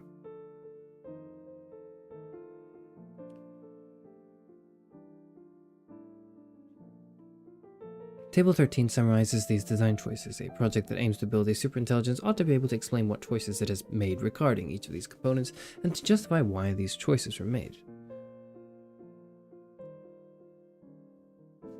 We have already discussed how indirect normativity might be used in specifying the values that the AI is to pursue. We discussed some options such as morality-based modules and coherent extrapolated volition. Each such option creates further choices that need to be made. For instance, the CEV approach comes in many varieties, depending on who is included in the extrapolation base, the structure of the extrapolation, and so forth. Other forms of motivation selection methods might call for different types of goal content. For example, an oracle might be built to place a value on giving accurate answers. An oracle constructed with domesticity motivation might also have goal content that disvalues the excessive use of resources in producing its answers.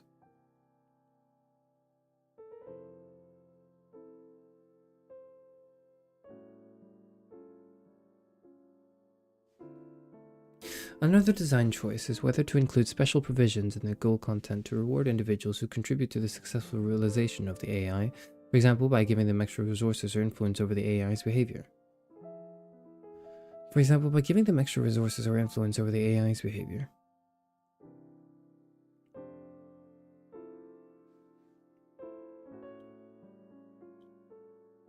We can term any such provisions incentive wrapping. Incentive wrapping could be seen as a way to increase the likelihood that the project will be successful at the cost of compromising to some extent the goal that the project set out to achieve. For example, if the project's goal is to create a dynamic that implements humanity's coherent extrapolated volition, then an incentive wrapping scheme might specify that certain individuals' volitions should be given extra weight in the extrapolation. If such a project is successful, the result is not necessarily the implementation of humanity's coherent extrapolated volition. Instead, some approximation to this goal might be achieved.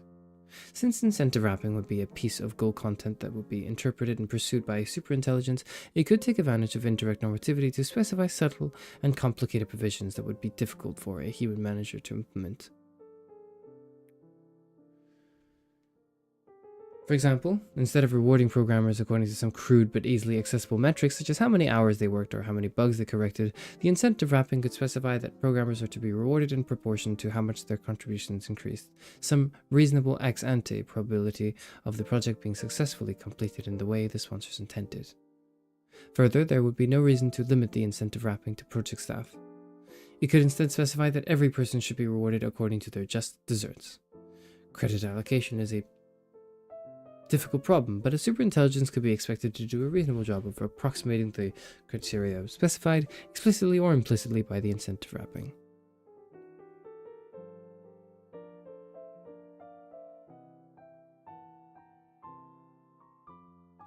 It is conceivable that the superintelligence might even find some way of rewarding individuals who have died prior to the superintelligence's creation. The incentive wrapping could then be extended to embrace at least some of the deceased, potentially including individuals who died before the project was conceived, or even antedating the first enunciation of the concept of incentive wrapping. Although the institution of such a retroactive policy would not causally incentivize those people who are already resting in their graves as these words are being put to the page, it might be favored for moral reasons. Though it could be argued that insofar as fairness is a goal, it should be included as a part of the target specification proper rather than in the surrounding incentive wrapping.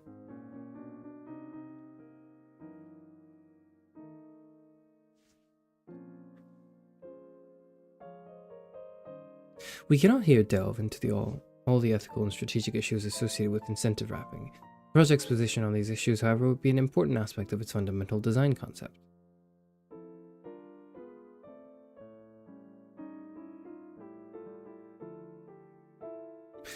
Decision theory. Another important design choice is which decision theory the AI should be built to use. This might affect how the AI behaves in certain strategically fateful situations. It might determine, for instance, whether the AI is open to trade with or extortion by other superintelligent civilizations whose existence it hypothesizes.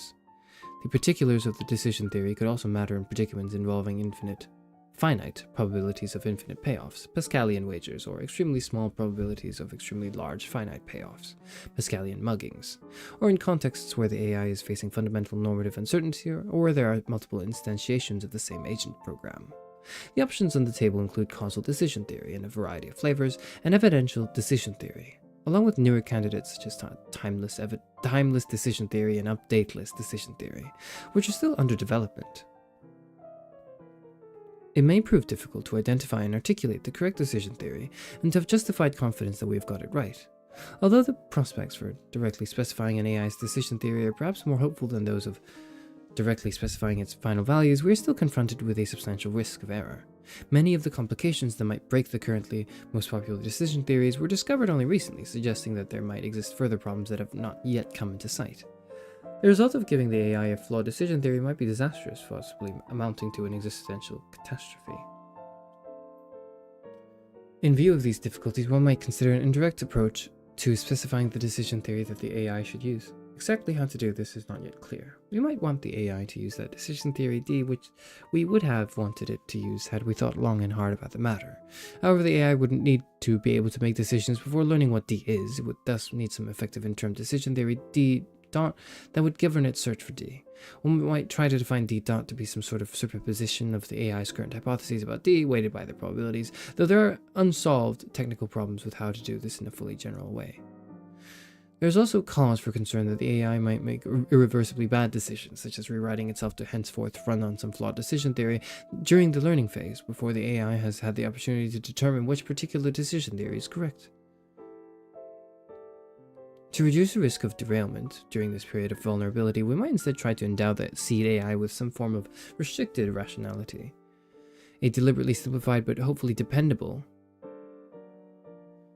decision theory that staunchly ignores esoteric considerations, even ones we may think ultimately be legit, and that is designed to replace itself with a more sophisticated and directly specified decision theory once certain conditions are met. It is an open research question whether and how this could be made to work. A project would also need to make a fundamental design choice in selecting the AI's epistemology, specifying the principles and criteria whereby empirical hypotheses are to be evaluated. Within a Bayesian framework, we can think of the epistemology as a prior probability function. The AI's implicit assignment of probabilities to possible worlds before it has taken any perceptual evidence into account. In other frameworks, the epistemology might take a different form, but in any case, some inductive learning rule is necessary if the AI is to generalize from past observations and make predictions about the future. As with the goal content and the decision theory, however, there is a risk that our epistemology specification could miss the mark. One might think that there is a limit to how much damage could arise from an incorrectly specified epistemology. If the epistemology is too dysfunctional, then the AI could not be very intelligent, and it could not pose the kind of risk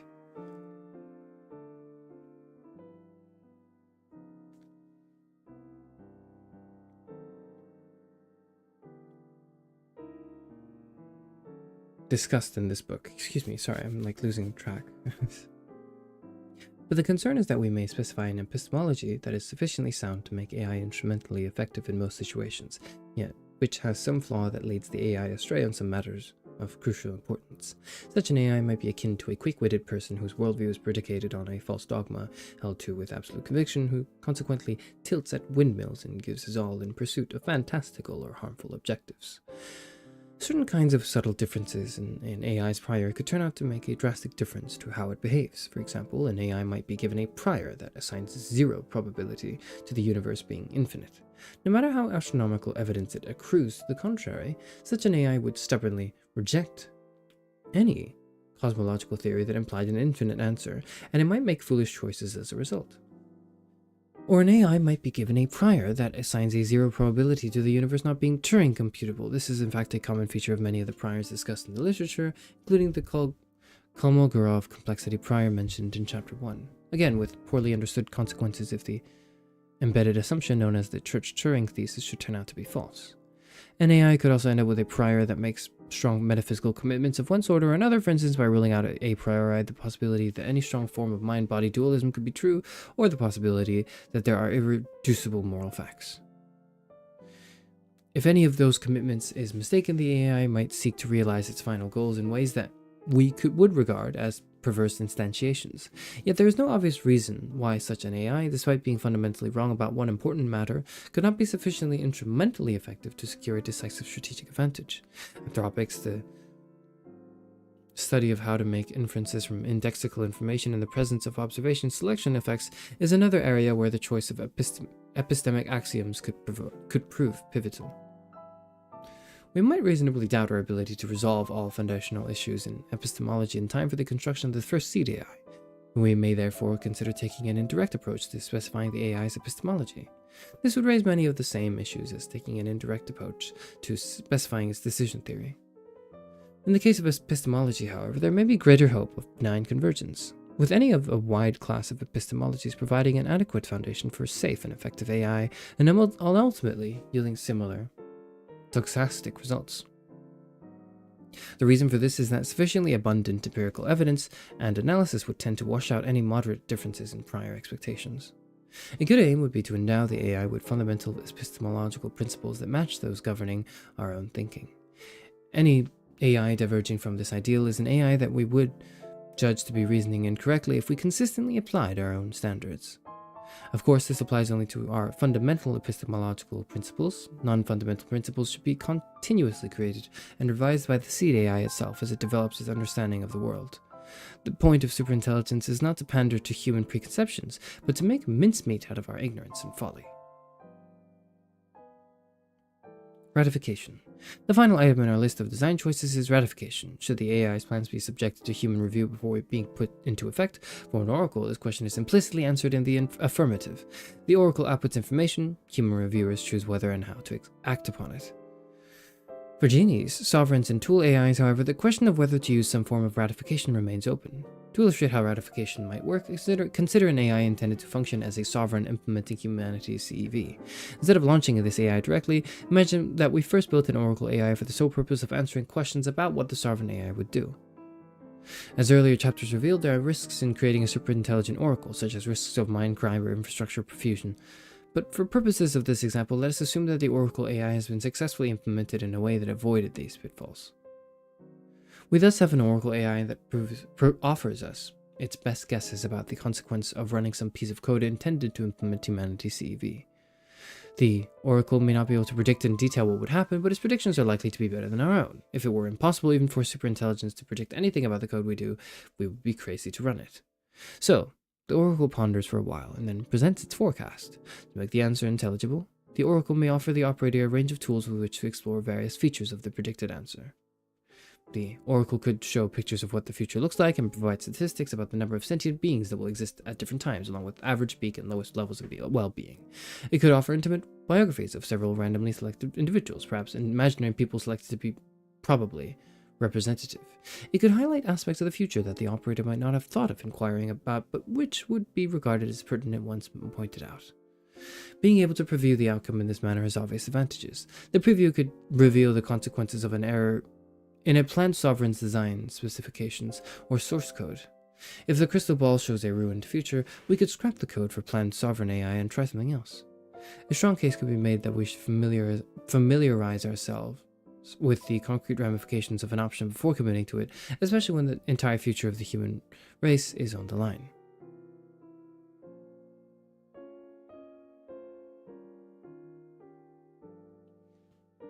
What is perhaps less obvious is that ratification also has potentially significant disadvantages.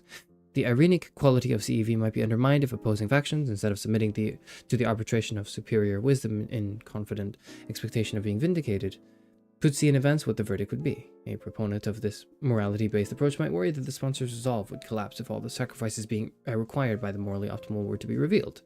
And we might all have reason to prefer a future that holds some surprises, some dissonance, some wildness, some opportunities for self-overcoming, a future whose contours are not too snugly tailored to present preconceptions, but provide some give or dramatic movement and unplanned growth. We might be less likely to take such an expansive view if we could cherry pick every detail of the future, sending back to the drawing board any draft that does not fully conform to our fancy at the moment. The issue of sponsor ratification is therefore less clear-cut than it might actually seem. Nevertheless, on balance, it would seem prudent to take advantage of an opportunity to preview if that functionality is available. But rather than letting the reviewer fine-tune every aspect of the universe, we might give her a single veto which could be exercised only a few times before the entire project would be aborted.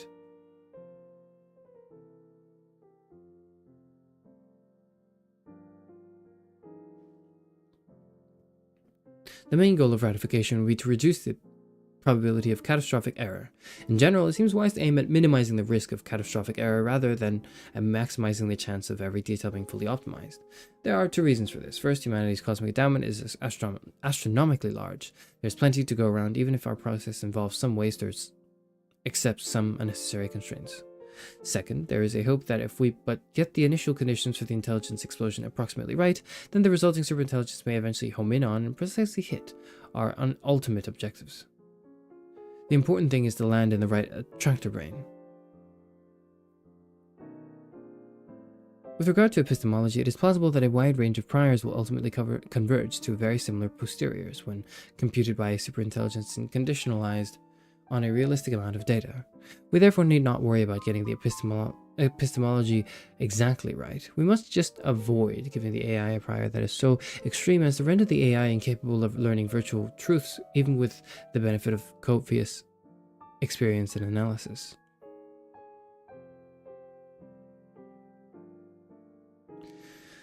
With regard to decision theory, the risk of irrecoverable errors seems large. We might still hope to directly specify a decision theory that is good enough. A superintelligence AI could switch to a new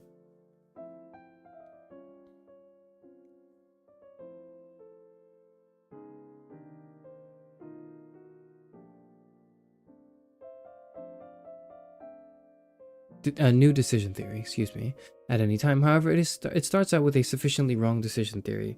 It may not see the reason to switch. Even if an agent comes to see the benefits of having a different decision theory, the realization might come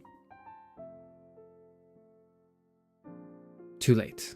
For example, an agent designed to refuse blackmail might enjoy the benefit of deterring would-be extortionists. For this reason, blackmailable agents might do well to proactively adopt a non-exploitable decision theory. Yet once a blackmailable agent receives the threats and regards it as credible, the damage is done. Giving it an adequate epistemology and decision theory, we could try to design the system to implement CEV, or some other indirectly specified goal content. Again, there is hope of convergence, that different ways of implementing a CEV-like dynamic would lead to the same utopian outcome. Short of such convergence, we may still hope that many of the different possible outcomes are good enough to count as existential success. It is not necessary for us to create a highly optimized system or design. Rather, our focus should be on creating a highly reliable design, one that can be trusted to retain enough sanity to recognize its own failings. An imperfect superintelligence whose fundamentals are sound would gradually repair itself, and having done so would exert as much beneficial optimization power on the world as if it had been perfect from the outset.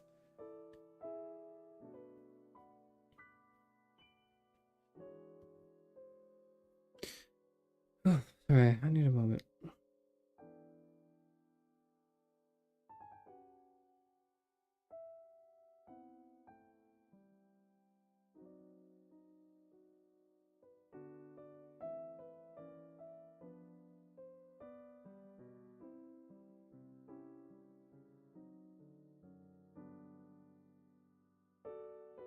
Okay.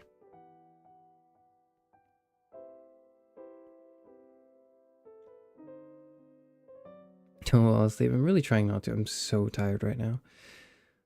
Halcona says, the intersection between AI, though I know it's often a mislabel, and philosophy is endlessly fascinating. Just the idea that a non-human entity could try philosophizing never happened before. And it never will, I say as I shake my hand in disapproval. But the idea is interesting. Sure. I don't think it will, but it's interesting to think. I'm actually so exhausted. So I've got 2 more chapters after this, but it's actually like, I want to say half the pages like that chapter 13 was the longest one. If we go back and check here, right? Actually it was about the same. 1, 2, 3, 4, 5, 6, 7, 8, 9, 10, 11, 12, 13. 1, 2, 3, 4, 5, 6, 7, 8, 9, 10, 11, 12, 13, 4. Oh my god, this is the longest one, never mind.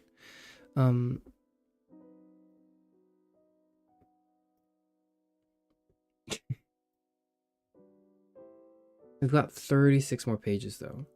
So maybe there's the same amount of subheadings, but they're like shorter. I'm sorry that I'm like literally counting the pages till it ends, like as if I wasn't enjoying this, because there's a part of me that is enjoying this, a part of me that's like, it's a little boring, and there's a part of me that's really, really, really tired that wanted to cancel this stream, but then realized if I canceled this stream, then it would be canceled, and then people would ask me where it went, and then if I don't do it now, then like there's no good time to do it, so I should just do it now. If you need to finish early, please do it. Yeah, but I wouldn't be finishing it. I'm gonna drink some water.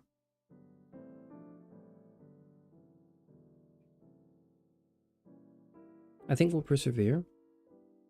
And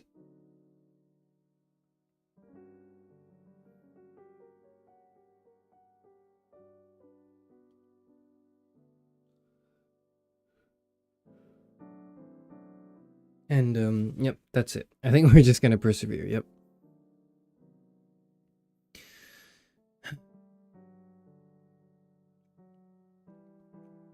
I need to say that I can like that I've read the whole thing. I need to say that, so I'm going to read the whole thing. Chapter 14, the strategic picture. It is now time to consider the challenge of superintelligence in a broader context. We would like to orient ourselves in a strategic landscape sufficiently to know at least which general direction we should be heading. This, it turns out, is not all that easy. Here in the penultimate chapter, we introduce some general analytical concepts that help us think about long-term science and technology policy issues. We then apply them to the issue of machine intelligence. It can be illuminating to make a rough distinction between two different normative stances from which a proposed policy may be evaluated.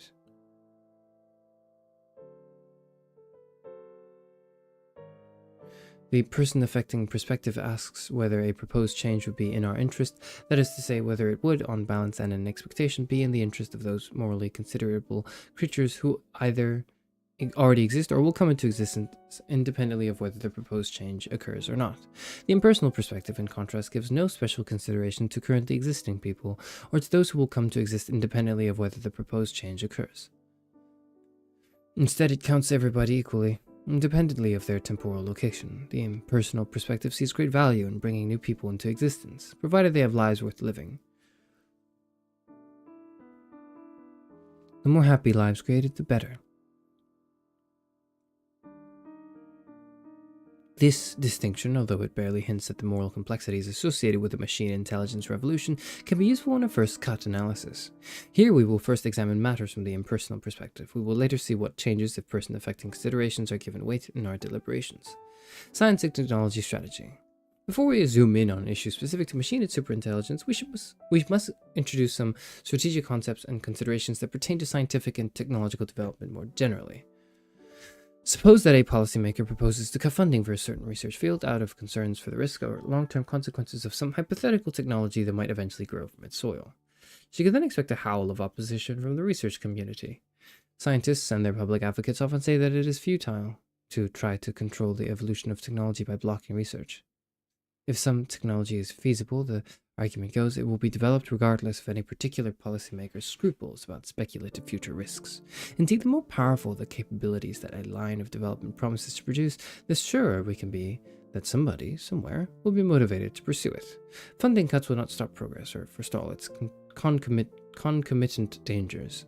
Interestingly, this futility objection is almost never raised when a policymaker proposes to increase funding to some area of research, even though the argument would seem to cut both ways. One rarely hears indignant voices protest. Please do not increase our funding, rather make some cuts.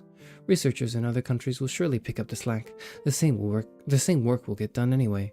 Don't squander the public's treasure on domestic scientific research. What accounts for this apparent doublethink?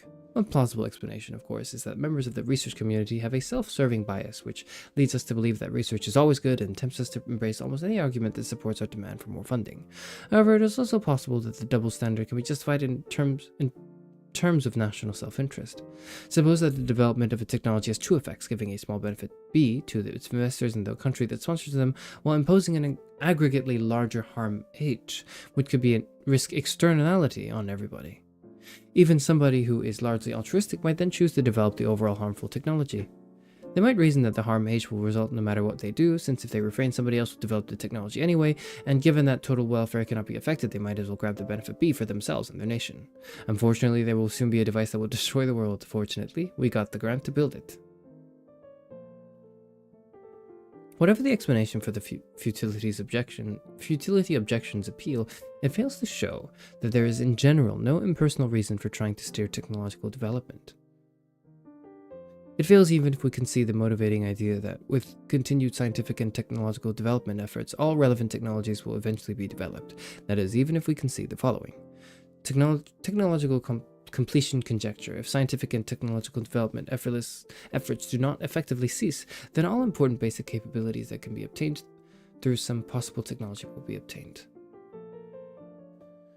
There are at least two reasons why the technological completion conjecture does not imply the futility objection. First, the antecedent might not hold because it is not in fact a given that scientific and technological development efforts will not effectively cease before the attainment of technological maturity. This reservation is especially pertinent in a context that involves existential risk. Second, even if we would be certain that all important basic capabilities that could be obtained through some possible technology will be obtained, it could still make sense to attempt to influence the direction of technological research. What matters is not only whether a technology is developed, but also when it is developed, by whom, and in what context. These circumstances of birth of a new technology which shape its impact can be affected by turning funding spigots on or off, and by wielding other policy instruments. These reflections suggest a principle that would have us attend to the relative speed with which different technologies are developed. The principle of differential technological development. Retard the development of dangerous and harmful technologies, especially ones that raise the level of existential risk, and accelerate the development of beneficial technologies, especially those that reduce the existential risks posed by nature or by other technologies. A policy could thus be evaluated on the basis of how much a differential advantage it gives to desired forms of technological development over undesired forms. Preferred order of arrival. Some technologies have an ambivalent effect on existential risks, increasing some existential risks while decreasing others. Superintelligence is one such technology.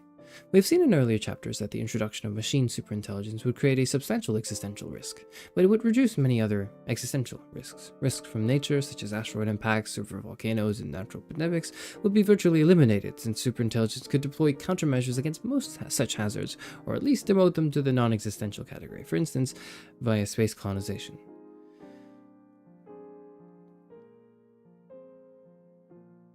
These existential risks from nature are comparatively small over the relevant timescales, but superintelligence would also eliminate or reduce many anthropogenic risks. In particular, it would reduce risks of accidental destruction, including risk of accidents related to new technologies. Being generally more capable than humans, a superintelligence would be less likely to make mistakes and more likely to recognize when precautions are needed, and to implement precautions competently. A well-constructed superintelligence might sometimes take a risk, but only when doing so is wise. Furthermore, at least in scenarios where the superintelligence forms a singleton, many non-accidental anthropogenic existential risks deriving from global coordination problems would be eliminated. These include risks of war, technology races, undesirable forms of competition, and evolution, and tragedies of the commons. Since substantial peril would be associated with human beings developing synthetic biology, molecular nanotechnology, climate engineering, instruments for biomedical enhancement and neuropsychological manipulation, tools for social control that may facilitate totalitarianism or tyranny, and other technologies as yet unimagined. Eliminating these types of risks would be a great boon. An argument could therefore be mounted that earlier arrival dates of superintelligence are preferable. However, if risks from nature and from other hazards unrelated to future technology are small, then this argument could be refined. What matters is that we get superintelligence before other dangerous technologies, such as advanced nanotechnology. Whether it happens sooner or later may not be so important from an impersonal perspective, so long as the order of arrival is right. The ground for preferring superintelligence to come before other potentially dangerous technologies, such as nanotechnology, is that superintelligence would reduce the existential risks from nanotechnology, but not vice versa.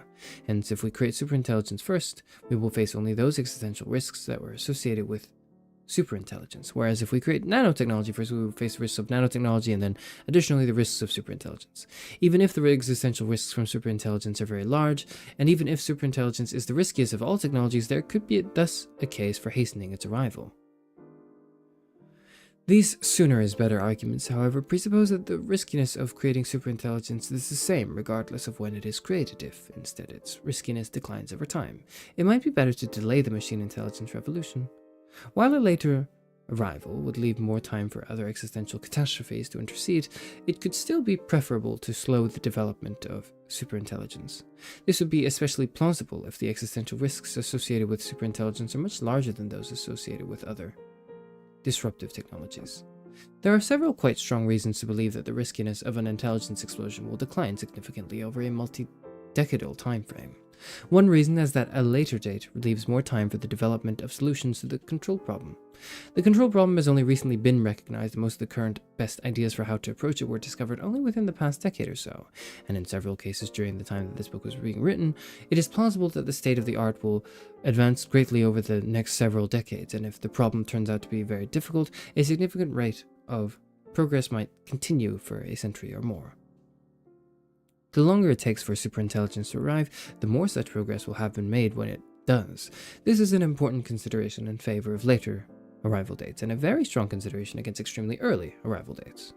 Another reason why superintelligence later might be safer is that this would allow more time for various beneficial background trends of human civilization to play themselves out. How much weight one attaches to this consideration will depend on how optimistic one is about these trends. An optimist would certainly point to a number of encouraging indicators and hopeful possibilities.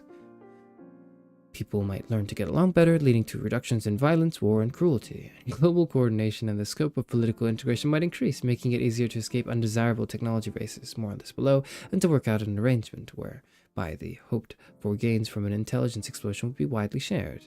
There appear to be long-term historical trends in these directions. Further, an optimist could expect that the sanity level of humanity will rise over the course of this century, that prejudices will, on balance, recede, that insights will accumulate, and that people will become more accustomed to thinking about abstract future probabilities and global risks. With luck, we could see a general uplift of epistemic standards in both individual and collective cognition. Again, there are trends pushing in these directions. Scientific progress means that more will be known. Economic growth may give a greater portion of the world's population adequate nutrition, particularly during the early years of life that are important for brain development, and access to quality education. Advances in information technology will make it easier to find, integrate, evaluate, and communicate data and ideas. Furthermore, by the century's end, humanity will have made an additional 100 years' worth of mistakes, from which something might have been learned. Many potential developments are ambivalent in the above-mentioned sense, increasing some existential risks and decreasing others. For example, advances in surveillance, data mining, lie detection, biometrics, and psychological or neurochemical means of manipulating beliefs and desires could reduce some existential risks by making it easier to coordinate internationally or to suppress terrorists and renegades at home. These same advances, however, might also increase some existential risks by amplifying undesirable social dynamics or by enabling the formation of permanently stable totalitarian regimes. One important frontier is the enhancement of biological cognition, such as through genetic selection. When we discussed this in Chapter 2 and 3, we concluded that the most radical forms of superintelligence would be more likely to arise in the form of machine intelligence. That claim is consistent with cognitive enhancement playing an important role in the lead-up to and creation of machine superintelligence. Cognitive enhancement might seem obviously risk-reducing. The smarter the people working on the control problem, the more likely they are to find a solution. However, cognitive enhancement could also hasten the development of machine intelligence, thus reducing the time available to work on the problem. Cognitive enhancement would also have many other irrelevant consequences. These issues deserve a closer look. Most of the following remarks about cognitive enhancement apply equally to non-biological means of increasing our individual or collective epistemic effectiveness. An increase in either the mean or the upper range of human intellectual ability would likely accurately accelerate technological progress across the board, including progress towards various forms of machine intelligence, progress on the control problem, and progress on a wide swath of other technical and economic objectives. What would be the net effect of such acceleration? Considering the limiting case of a universal accelerator, an imaginary intervention that accelerates literally everything, the action of such a universal accelerator would correspond merely to an arbitrary rescaling of the time metric, producing no qualitative change in observed outcomes.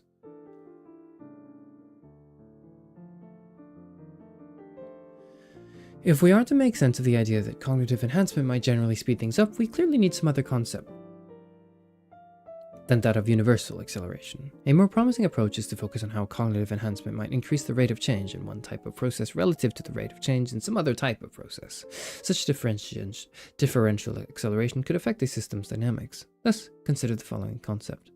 Macrostructural development accelerator, a lever that accelerates the rate at which macrostructural features of the human condition develop while leaving unchanged the rate at which micro-level human affairs unfold. Imagine pulling this lever in the decelerating direction. A brake pad is lowered onto the great wheel of world history. Sparks fly and metal screeches. After the wheel has settled into a more leisurely pace, the result is a world in which technological innovation occurs more slowly, and in which fundamental or globally significant change in political structure and culture happens less frequently and less abruptly. A greater number of generations come and go before one era gives way to another. During the course of a lifespan, a person sees little change in the basic structure of the human condition. For most of our species' existence, macrostructural development was slower than it is now. 50,000 years ago, an entire millennium might have elapsed without a single significant technological invention, without any noticeable increase in human knowledge and understanding, and without any globally meaningful political change. On a micro level, however, the kaleidoscope of human affairs turned at a reasonable rate, with births, deaths, and other personally and locally significant events. The average person's day might have been more action-packed in the Pleistocene than it is today. If you came upon a magic lever that would let you change the rate of macrostructural development, what should you do? Ought you to accelerate, decelerate, or leave things as they are? Assuming the impersonal standpoint, the question requires us to consider the effects on existential risk.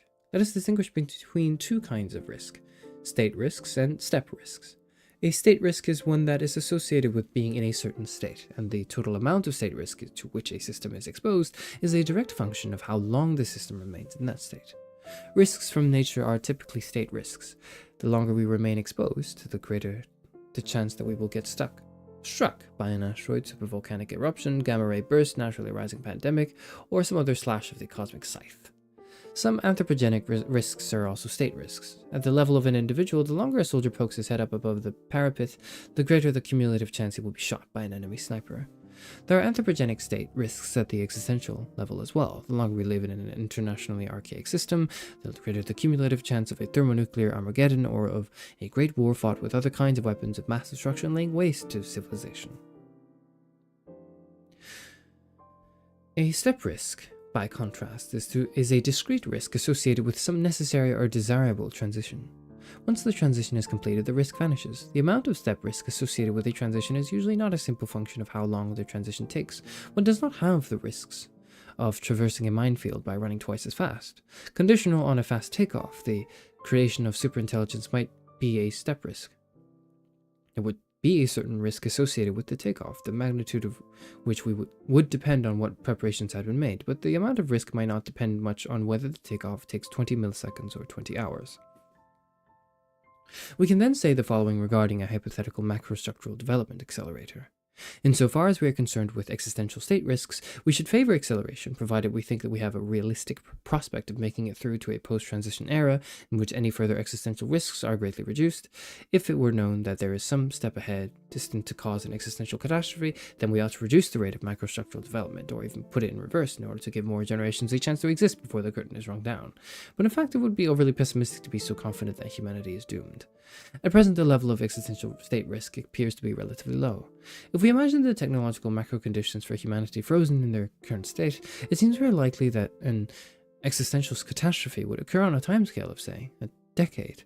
So a delay of 1 decade, provided it it occurred at our current stage of development or at some other time when state risk is low, would incur only a very minor existential state risk, whereas a postponement by 1 decade of subsequent technological developments might well have a significant beneficial impact on later existential step risks. For example, by allowing more time for preparation. Upshot, the main way that the speed of macrostructural development is important is by affecting how well prepared humanity is when the time comes to confront this key step risks. So this question we must ask is how cognitive enhancement and concomitant acceleration of macrostructural development would affect the expected level of preparedness at the critical juncture. Should we prefer a shorter period of preparation with higher intelligence? With higher intelligence, the preparation time could be used more effectively, and the final critical step would be taken by a more intelligent humanity. Or should we prefer to operate with closer to current levels of intelligence if that gives us more time to prepare? Which option is better depends on the nature of the challenge being prepared for. If the challenge were to solve a problem for which learning from key is experience, then the chronological length of the preparation period might be the determining factor, since time is needed for the requisite experience to accumulate. What would such a challenge look like?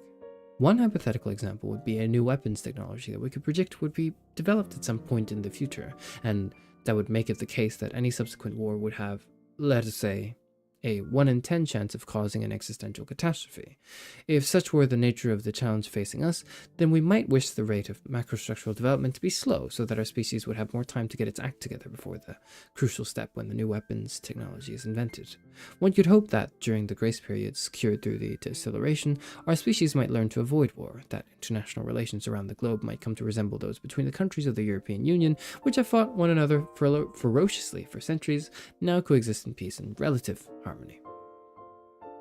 The pacification might occur as a result of the gentle edification from various civilizing processes or through the shock therapy of sub-existential blows, e.g. small nuclear conflagrations, and the recoil and resolve they might engender to finally create the global institutions necessary for the abolishment of interstate wars. If this kind of learning or adjusting would not be much accelerated by increasing intelligence, then cognitive enhancement would be undesirable, serving merely to burn the fuse faster. A prospective intelligence explosion, however, may present a challenge of a different kind. The control problem calls for foresight, reasoning, and theoretical insight. It is less clear how increased historical experience would help.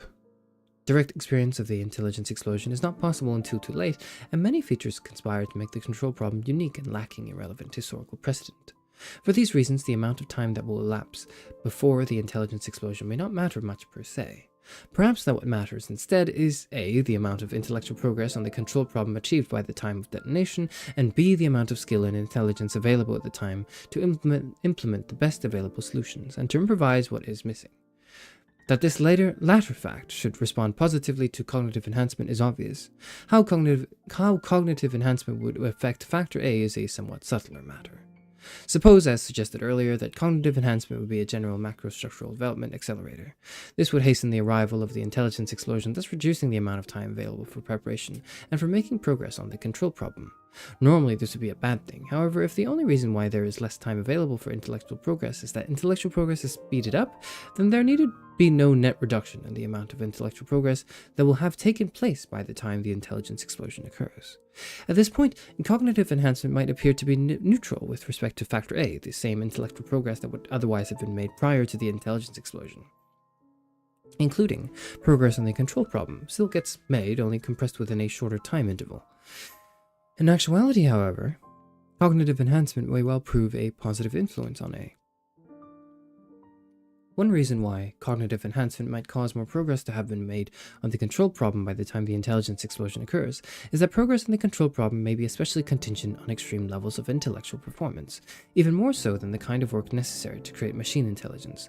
The role for trial and error and accumulation of experimental results seems quite limited in relation to the control problem, whereas experimental learning will probably play a large role in the development of artificial intelligence or whole brain emulation.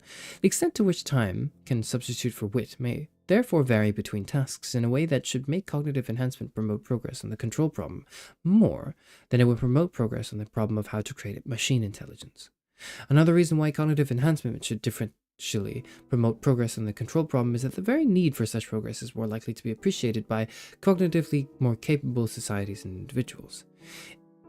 It requires foresight and reasoning to realize why the control problem is important and to make it a priority. It may also require an uncommon sagacity to find promising ways of approaching such an unfamiliar problem. From these reflections, we might tentatively conclude that cognitive enhancement is desirable, at least insofar as the focus is on the existential risks of an intelligence explosion. Parallel lines of thinking apply to other existential risks arising from challenges that require foresight and reliable abstract reasoning, as opposed to, e.g., incremental adaptation to experience changes in the environment or a multi-generational process of cultural maturation and institution building. Suppose that one thinks that solving the control problem for artificial intelligence is very difficult, that solving it for whole brain emulations is much easier, and that it would therefore be preferable that machine intelligence be reached via the whole brain emulation path. We will return later to the question of whether the whole brain emulation be safer than artificial intelligence, but for now we want to make the point that even if we accept this premise, it would not follow that we ought to promote whole brain emulation technology. One reason, discussed earlier, is that a later arrival of superintelligence may be preferable in order to allow more time for progress in the control problem and for other favorable background trends to culminate, and thus, if one were confident that whole brain emulation would precede AI anyway, it would be counterproductive to further hasten the arrival of whole brain emulation.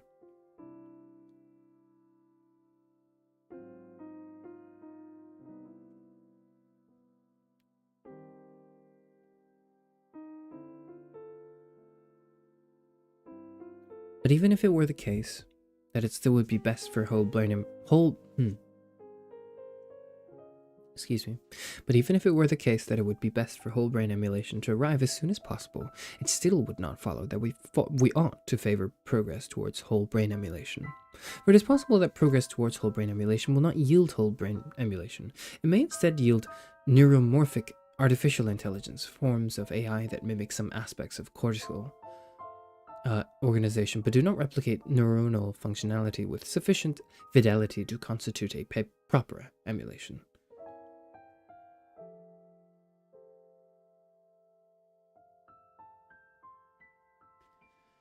If, as there is reason to believe, such neuromorphic AI is worse than the kind of AI that would otherwise have been built, and if by promoting whole brain emulation we would make neuromorphic AI arrive first, then our pursuit of the supposed best outcome, whole brain emulation, would lead to the worst outcome, neuromorphic AI. Whereas if we had pursued the second best outcome, synthetic AI, we might actually have attained the second best, synthetic. We've just described an hypothetical instance of what we might term a technology coupling. This refers to a condition in which two technologies have a predictable timing relationship such that developing one of the technologies has a robust tendency to lead to the development of the other, either as a necessary precursor or as an obvious and irresistible application or subsequent step. Technology couplings must be taken into account when we use the principle of differential technological development.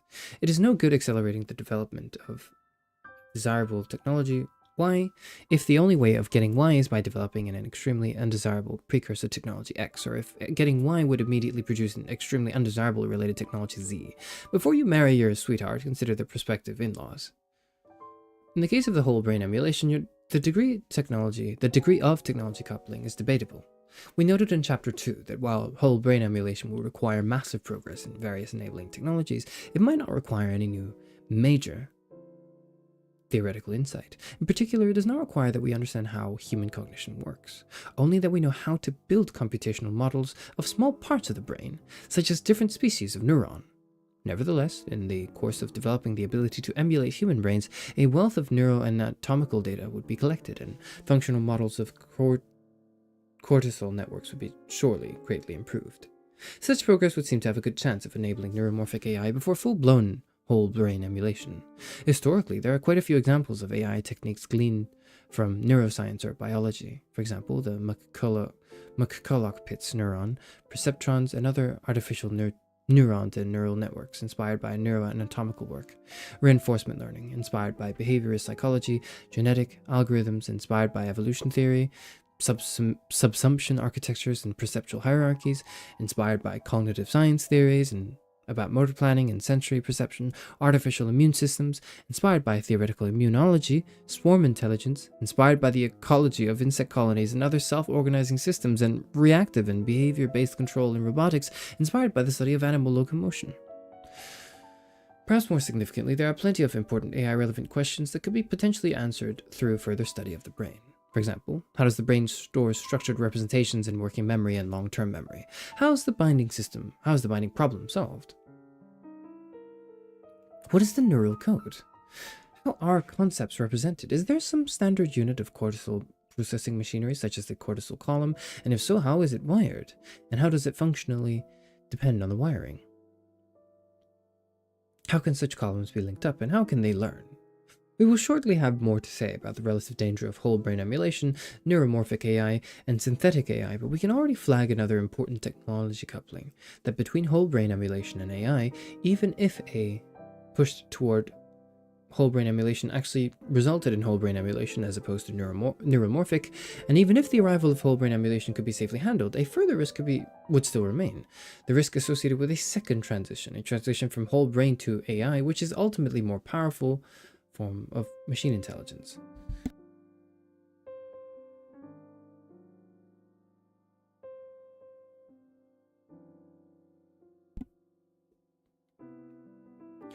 There are many other technology couplings which could be considered in a more comprehensive analysis. For instance, a push toward whole brain emulation would boost neuroscience progress more generally.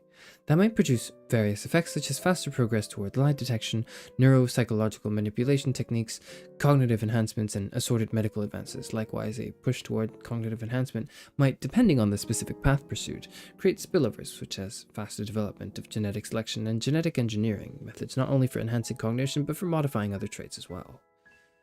We encounter another layer of strategic complexity if we take into account that there is no perfectly benevolent, rational, and unified world controller who simply implements what has been discovered to be the best option.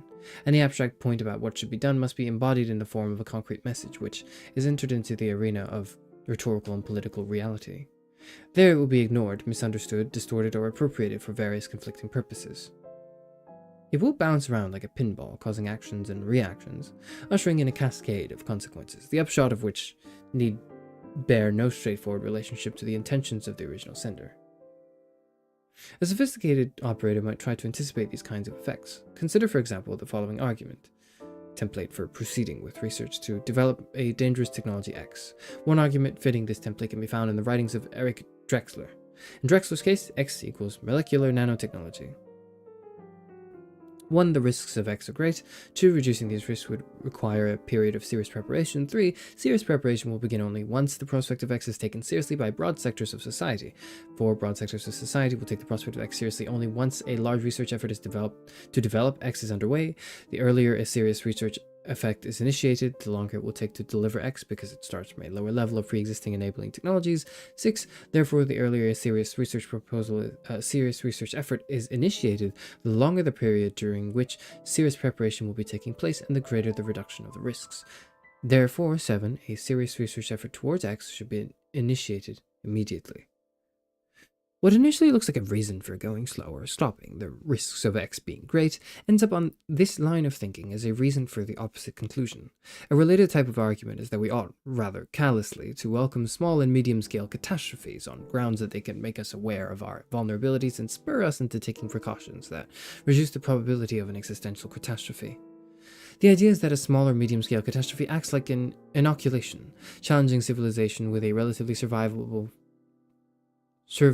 form of a threat and stimulating an immune response that readies the world to deal with the existential variety of the threat.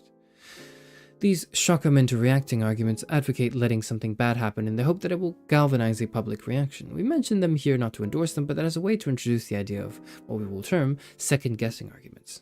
Such arguments maintain that by treating others as irrational and playing to their biases and misconceptions, it is possible to elicit a response from them that is more competent than if a case had been presented honestly and forthrightly to the rational faculties. It may seem unfeasibly difficult to use the kind of stratagems recommended by second-guessing augments to achieve long-term global goals. How could anybody predict the final course of a message after it has been jolted hither and thither in the pinball machine of public discourse? Doing so would seem to require predicting the rhetorical effects on myriad constituents with varied idiosyncrasies and fluctuating levels of influence over long periods of time, during which the system may be perturbed by unanticipated events from the outside, while its topology is also undergoing a continuous endogenous reorganization. Surely an impossible task. However, it may not be necessary to make detailed predictions about the system's entire future trajectory in order to identify an intervention that can be reasonably expected to increase the chances of a certain long-term outcome. One might, for example, consider only the relatively near-term and predictable effects in a detailed way, selecting an action that does well in regard to those, while modeling the system's behavior beyond the predictability horizon as a random walk. There may, however, be a moral case for de-emphasizing or refraining from second-guessing moves. Trying to outwit one another looks like a zero-sum game, or negative sum, when one considers the time and energy that would be dissipated by the practice, as well as the likelihood that it would make it generally harder for anybody to discover what others truly think, and to be trusted when expressing their own opinions. A full-throttle deployment of the practices of strategic communication would kill candor, and leave truth bereft to fend for herself in the backstabbing night of political bogies. Pathways and enablers. Should we celebrate advances in computer hardware? What about advances in the path toward whole brain emulation? We will look at these two questions in turn. Faster computers make it easier to create machine intelligence. One effect of accelerating progress in hardware, therefore, is to hasten the arrival of machine intelligence. As discussed earlier, there is probably a bad thing from the impersonal perspective, since it reduces the amount of time available for solving the control problem, and for humanity to reach a more mature stage of civilization. The case is not a slam dunk, though. Since superintelligence will eliminate many other existential risks, there could be reason to prefer earlier development if the level of these other existential risks was very high. Hastening or delaying the onset of the intelligence explosion is not the only channel through which the rate of hardware progress can affect existential risk. Another channel is that hardware can to some extent substitute for software. Thus, better hardware reduces the minimum skill required to code a seed AI. Fast computers might also encourage the use of approaches that rely more heavily on brute force techniques, such as genetic algorithms and other generate, evaluate, discard methods, and less on techniques that require deep understanding to use. If brute force techniques lend themselves to more anarchic or imprecise system designs where the control problem is harder to solve than in more precisely engineered and theoretically controlled systems, this would be another way in which faster computers would increase the existential risk. Another consideration is that the rapid hardware progress increases the likelihood of a fast takeoff.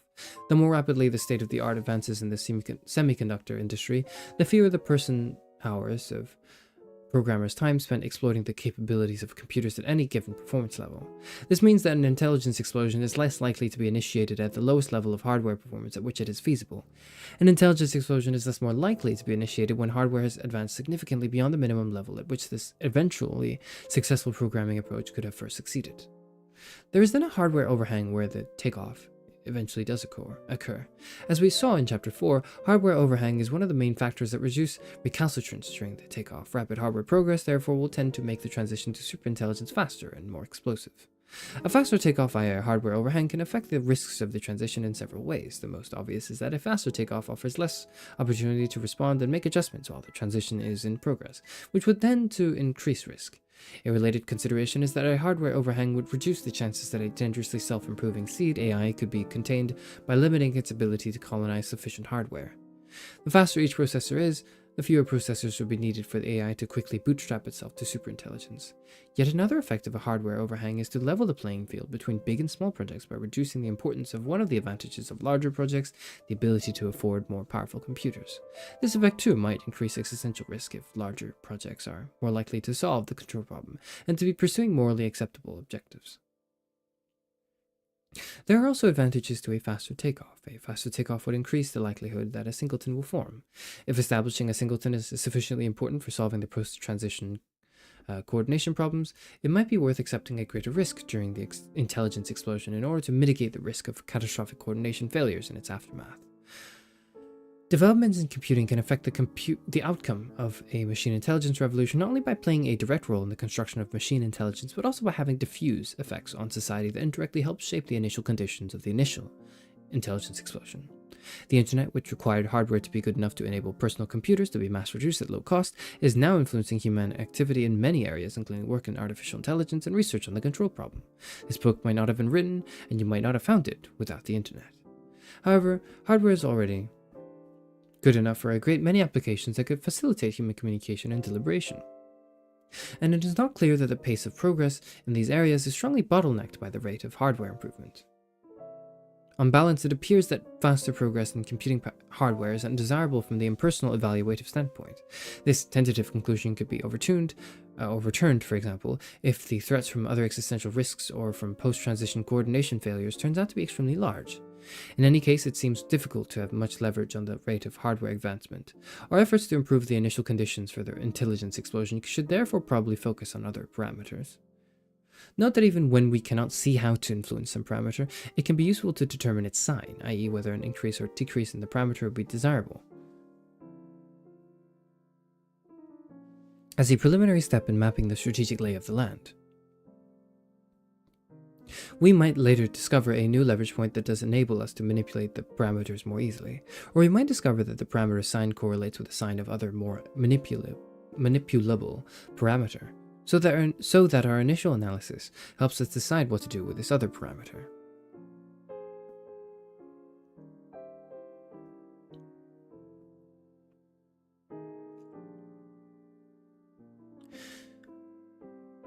Should whole brain emulation research be promoted? The harder it seems to solve the control problem for artificial intelligence, the more tempting it is to promote the whole brain emulation path as a less risky alternative. There are several issues, however, that must be analyzed before one can arrive at a well-considered judgment.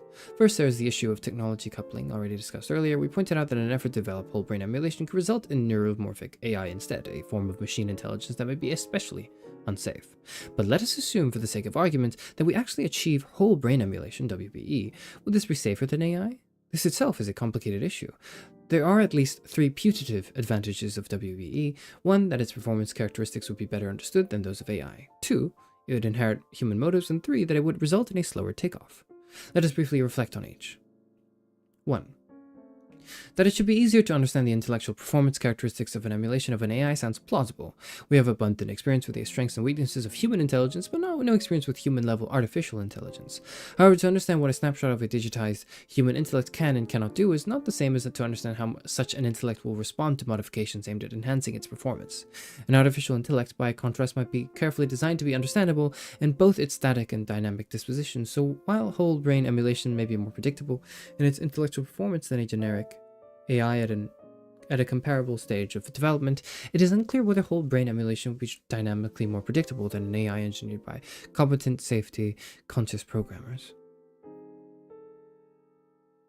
2. As for an emulation inheriting the motivations of its human template, this is far from guaranteed. Capturing human evaluative dispositions might require a very high fidelity emulation. Even if some individuals' motivations were perfectly captured, it is unclear how much safety would be purchased. Humans can be untrustworthy, selfish, and cruel. While templates would hopefully be selected for exceptional virtue, it may be hard to foretell how someone will act when transplanted into radically alien circumstances, superhumanly enhanced in intelligence, and tempted with an opportunity for world domination. It is true that emulations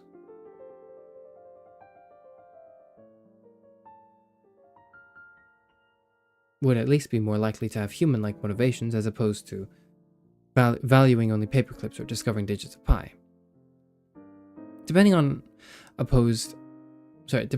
one's views on human nature, this might or might not be reassuring.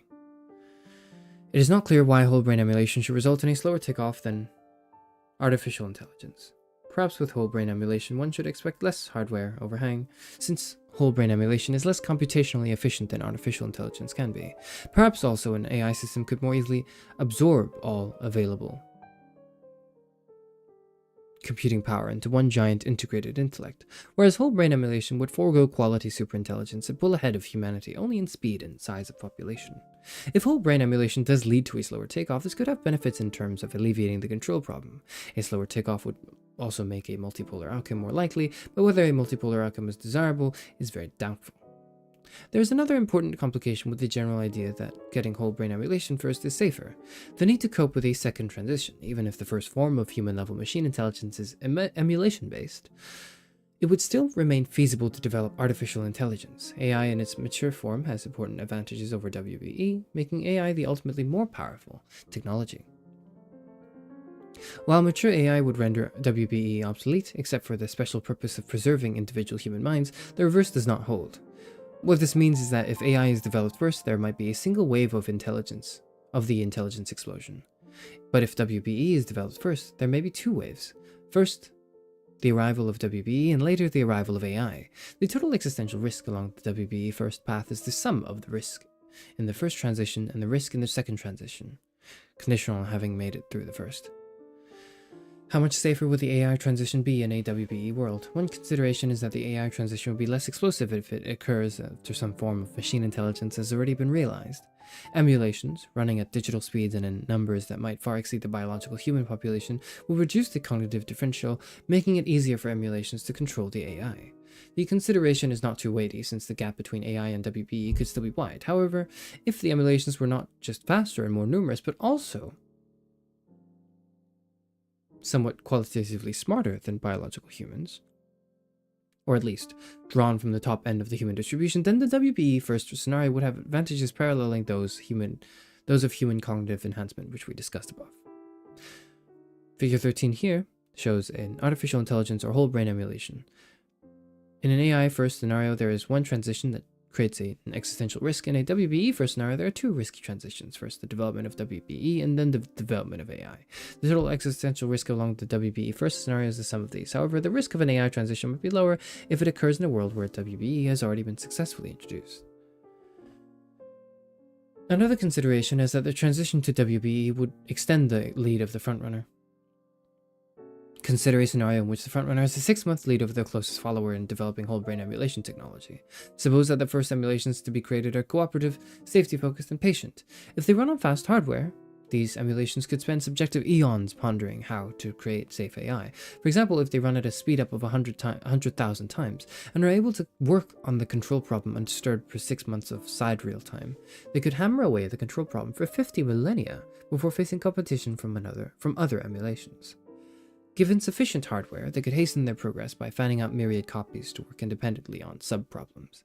If the frontrunner uses its 6-month lead to form a singleton, it could buy its emulation AI development team an unlimited amount of time to work on the control problem. On balance, it looks like the risk of the AI transition will be reduced if WBE comes before AI. However, when we combine the residual risk of the AI transition with the risk of an antecedent WBE transition, it becomes very unclear how the total existential risk along the WBE first path stacks up against the risk along the AI first path. Only if one is quite pessimistic about biological humanity's ability to manage an AI transition, after taking into account that human nature or civilization might have improved by the time we confront this challenge, should the WBE first path seem attractive. To figure out whether whole brain emulation technology should be promoted, there are some further important points to place in the balance. Most significantly, there is technology coupling method earlier, push towards WBE instead of producing neuromorphic AI. This is a reason against pushing for WBE. No doubt there are some synthetic AI designs that are less safe than some neuromorphic designs. In expectation, however, it seems that neuromorphic designs are less safe. One ground for this is that the imitation can substitute for understanding. To build something from the ground up, one must usually have a reasonably good understanding of how the system will work. Such understanding may not be necessary to merely copy features of an existing system. Whole brain emulation relies on wholesale copying of biology, which may not require a comprehensive computational systems level understanding of cognition, though a large amount of component level understanding would undoubtedly be needed. Neuromorphic AI may be like whole brain emulation in this regard. It would be achieved by cobbling together pieces plagiarized from biology without the engineers necessarily having a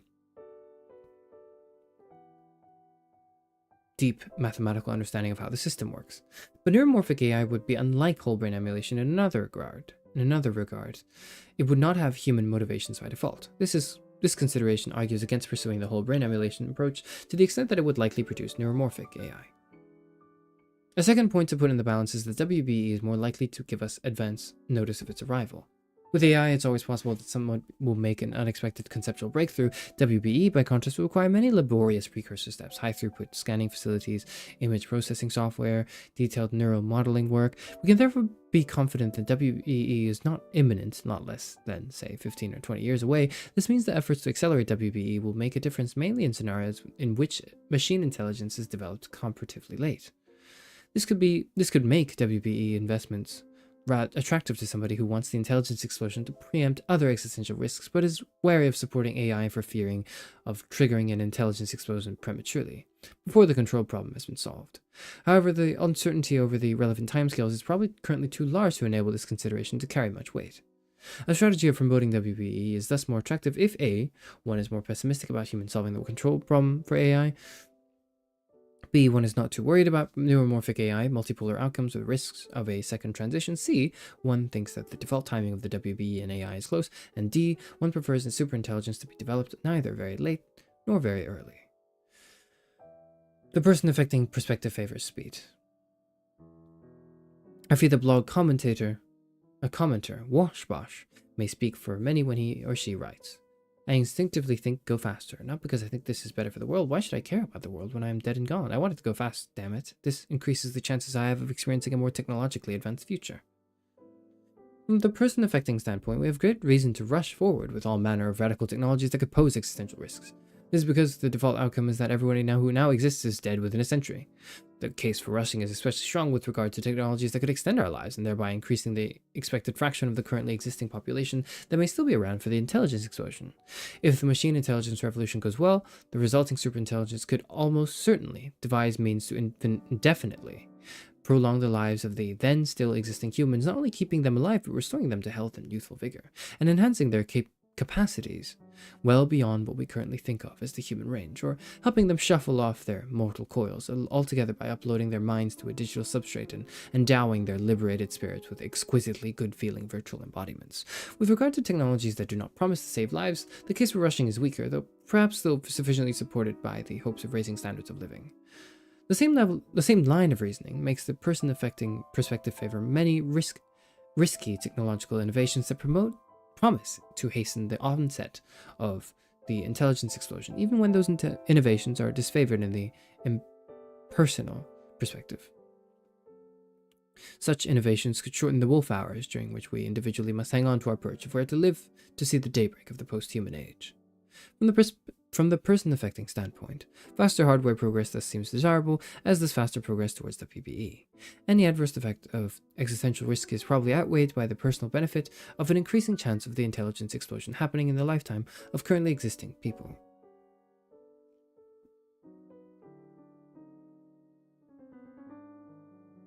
Let me drink some water.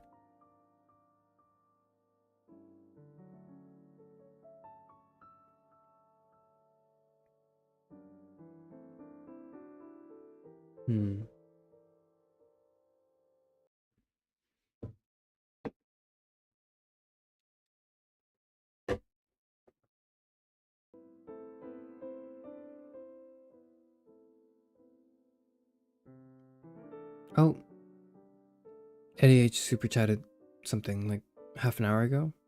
Thank you for the super chat. If you're still here, probably not because it's been half an hour, but thank you. Comfy indeed. Just thought by to say hi. I was playing games in the Discord. Can't promise I'll stay for the rest of the stream, but I'll stay and listen for a bit. Okay, sure. Sure. Have at you.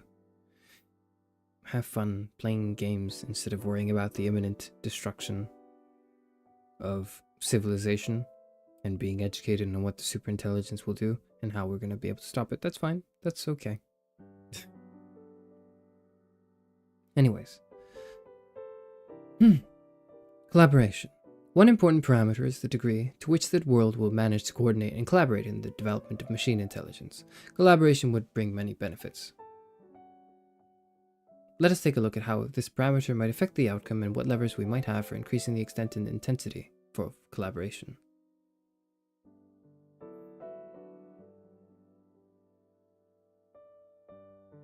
No, but I'm here now. Okay, yeah, but you were 2.5 hours late, so... You also missed whatever I said at the beginning of the stream, which you will never know. You will never know what I said at the first 30 minutes of the stream. Anyways, let's come back to the reading. The race dynamics and its perils. A race dynamic exists when one project fears being overtaken by another. This does not require the actual existence of multiple projects. A situation with only one project could exhibit a race dynamic if that project is unaware of its lack of competitors. The Allies would probably not have developed the atomic bomb as quickly as they did had they not believed erroneously that the Germans might be close to the same goal. The severity of a race dynamic, that is, the extent to which competitors prioritize speed over safety, depends on several factors, such as the closeness of the race, the relative importance of the capability and luck, the number of competitors, and whether competing teams are pursuing different approaches and the degree to which projects share the same aims. Competitors' beliefs about these factors are also relevant.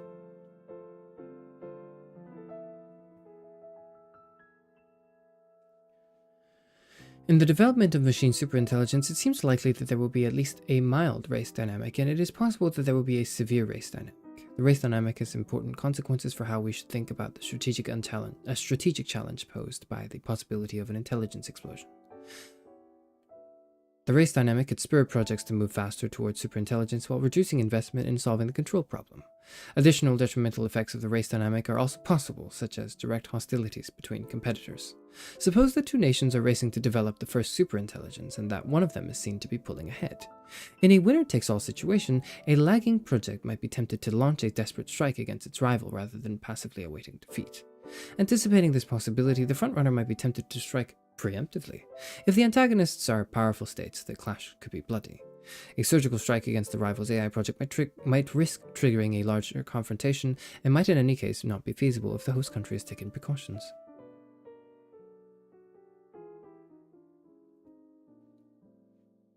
Box 13, a risk race to the bottom.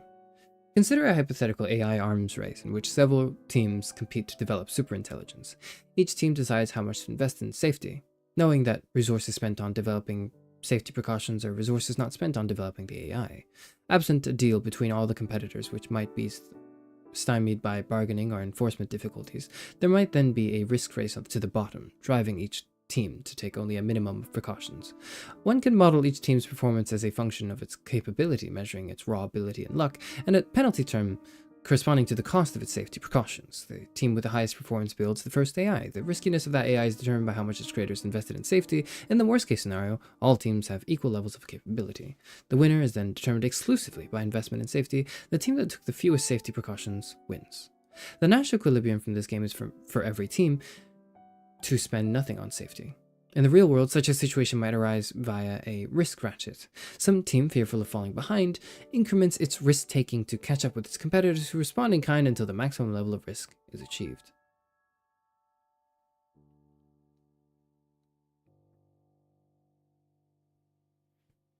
Capability versus risk. The situation changes when there are variations in capability. As variations in capability become more important relative to the cost of safety precautions, the risk ratchet weakens. There is less incentive to incur an extra bit of risk if doing so is unlikely to change the order of the race. This is illustrated under various scenarios in Figure 14, which plots how the riskiness of the AI depends on the importance of capability. Safety investment ranges from 1, resulting in perfectly safe AI, to 0, completely unsafe AI. The x-axis represents the relative importance of capability versus safety investment in determining the speed of a team's progress toward AI. At 0.5, the safety investment level is twice as important as capability. At 1, the two are equal. 2, capability is twice as important as safety level, and so on and so forth. The y-axis represents the level of AI risk, the expected fraction of their maximum utility that the winner of the race gets.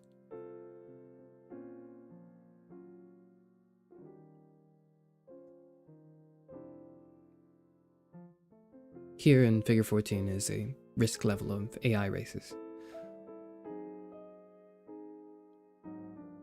You can see here, it's a simple model of a technology race involving either A, 2 teams, or B, 5 teams, plotted against the relative importance of capability as opposed to investment in safety, and determining which project wins the race. The graphic shows 3 information level scenarios: no capability information straight, private capability information dashed, and full capability information dotted.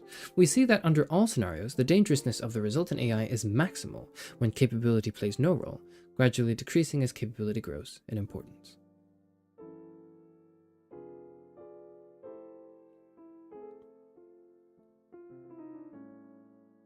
Tia stopped by to say hi. Hello. Welcome. I'm just reading the last bit of Superintelligence. I think we're closing towards the end. This is the penultimate chapter, and we're about to finish this as well. Compatible goals. Another way of reducing the risk is by giving teams more of a stake in each other's success. If competitors are convinced that coming second means the total loss of everything they care about, they will take whatever risk necessary to bypass their rivals. Conversely, teams will invest more in safety if less depends on winning the race. This suggests that we should encourage various forms of cross-investment. The number of competitors. The greater the number of competing teams, the more dangerous the race becomes. Each team having less chance of coming first is more willing to throw caution to the wind. This can be seen by contrasting Figure 14a, 2 teams, with Figure 14b, 5 teams. In every scenario, more competitors means more risk. Risk would be reduced if teams coalesce in a smaller number of competing coalitions. The curse of too much information. Is it good if teams know about their positions in the race, knowing their capability scores, for instance? Here, opposing factors are at play. It is desirable that a leader knows it is leading, so that it knows it has some margin for additional safety precautions, yet it is undesirable that a laggard knows it has fallen behind, since this would confirm that it must cut back on safety to have any hope of catching up. While intuitively it may seem this trade-off could go either way, the models are unequivocal. Information is an expectation, bad. Figures 14a and 14b each plot 3 scenarios. The straight lines correspond to situations which no team knows any of the capability scores, its own included. The dashed lines show situations where each team knows its own capability only. In those situations, a team takes extra risks only if its capability is low. And the dotted lines show what happens when all the teams know each other's capabilities. They take extra risks if their capability scores are close to one another. With each increase in information level, the race dynamic becomes worse. Scenarios in which the rival developers are not states but smaller entities such as corporate labs or academic teams would probably feature much less direct destruction from conflict, yet the overall consequences of competition may be almost as bad. This is because the main part of the expected harm from competition stems not from the smash-up of battle, but from the downgrade of precaution. A race dynamic would, as we saw, reduce investment in safety, and conflict, even if non-violent, would tend to scotch opportunities for collaboration, since projects would be less likely to share ideas for solving the control problem in a climate of hostility and mistrust. On the benefits of collaboration. Collaboration thus offers many benefits. It reduces the haste in developing machine intelligence, it allows for greater investment in safety, it avoids violent conflicts, and it facilitates the sharing of ideas about how to solve the control problem. To these benefits we can add another. Collaboration would tend to produce outcomes in which the fruits of a successfully controlled intelligence explosion get distributed more equitably. The broader collaboration should result in wider sharing of gains is not axiomatic. In principle, a small project run by an altruist could lead to an outcome where the benefits are shared evenly or equitably among all morally considerable beings. Nevertheless, there are several reasons to suppose that broader collaborations involving a greater number of sponsors are, in expectation, distributionally superior. One such reason is that the sponsors presumably prefer an outcome in which they themselves get at least their fair share. A broad collaboration then means that relatively many individuals get at least their fair share, assuming the project is successful. Another reason is that the broad collaboration also seems likelier to benefit people outside the collaboration. A broader collaboration contains more members, and more outsiders would have personal ties to somebody on the inside looking out for their interests. A broader collaboration is also more likely to include at least some altruist who wants to benefit everyone. Furthermore, a broader collaboration is more likely to operate under public oversight, which might reduce the risk of the entire pie being captured by a clique of programmers or private investors. Note also that the larger the successful collaboration is, the lower the costs to it of extending the benefits to all outsiders. For instance, if 90% of all people were already inside the collaboration, it would cost them no more than 10% of their holdings to bring all outsiders up to their own level. It is thus plausible that broader collaborations would tend to lead to a wider distribution of the gains, though some projects with a few sponsors might also have distributionally excellent aims. But why is a wide distribution of gains desirable? There are both moral and prudential reasons for favoring outcomes in which everybody gets a share of the bounty. We will not say much about the moral case, except to note that it need not rest on any egalitarian principle. The case might be made, for example, on grounds of fairness. A project that creates machine superintelligence imposes a global risk externality. Everybody on the planet is placed in jeopardy, including those who do not consent to having their own lives and those of their family imperiled in this way.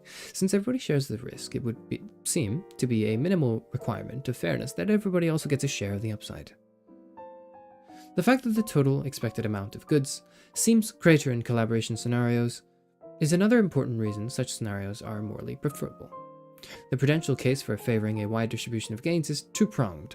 One prong is that wide distribution should promote collaboration, thereby mitigating the negative consequences of the race dynamic. There is less incentive to fight over who gets to build the first superintelligence if everybody stands to benefit equally from any project's success.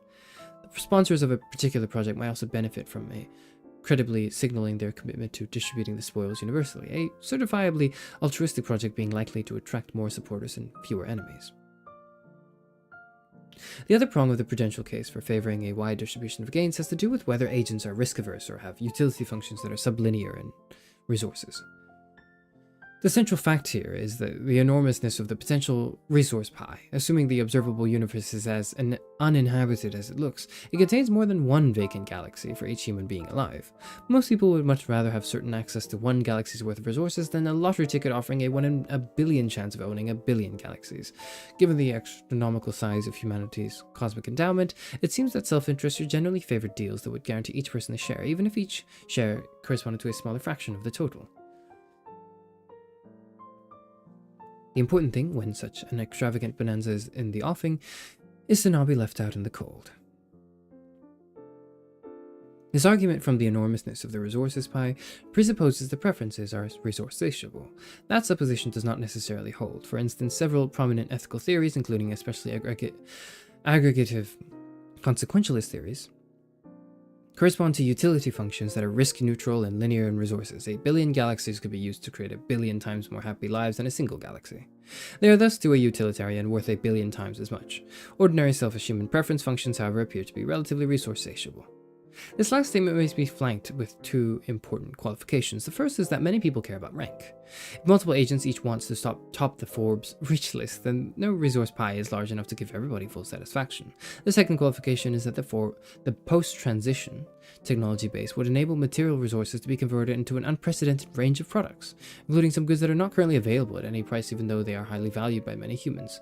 A billionaire does not live 1,000 times longer than a millionaire. In the era of digital minds, however, the billionaire could afford 1,000-fold more computing power, and could thus enjoy a 1,000-fold longer subjective lifespan. Mental capacity, likewise, could be for sale. In such circumstances, with economic capital convertible into vital goods at a constant rate even for greater levels of wealth, unbounded greed would make more sense than it does in today's world, where the affluent, those among them lacking a philanthropic heart, are reduced to spending their riches on airplanes, boats, art collections, or a fourth and a fifth residence.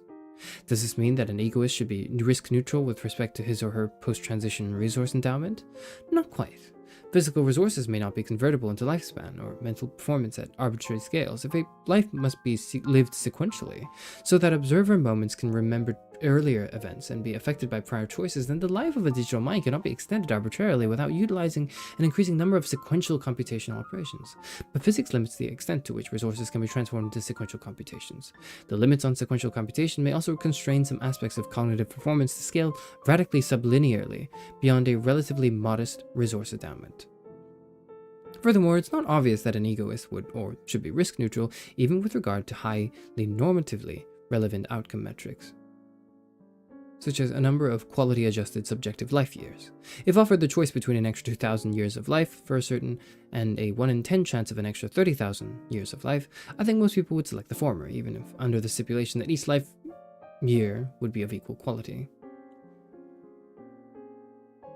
In reality, the prudential case for favoring a wide distribution of gains is presumably the subject-relative and situation-dependent, yet on the whole, people would be more likely to get almost all of what they want if a way is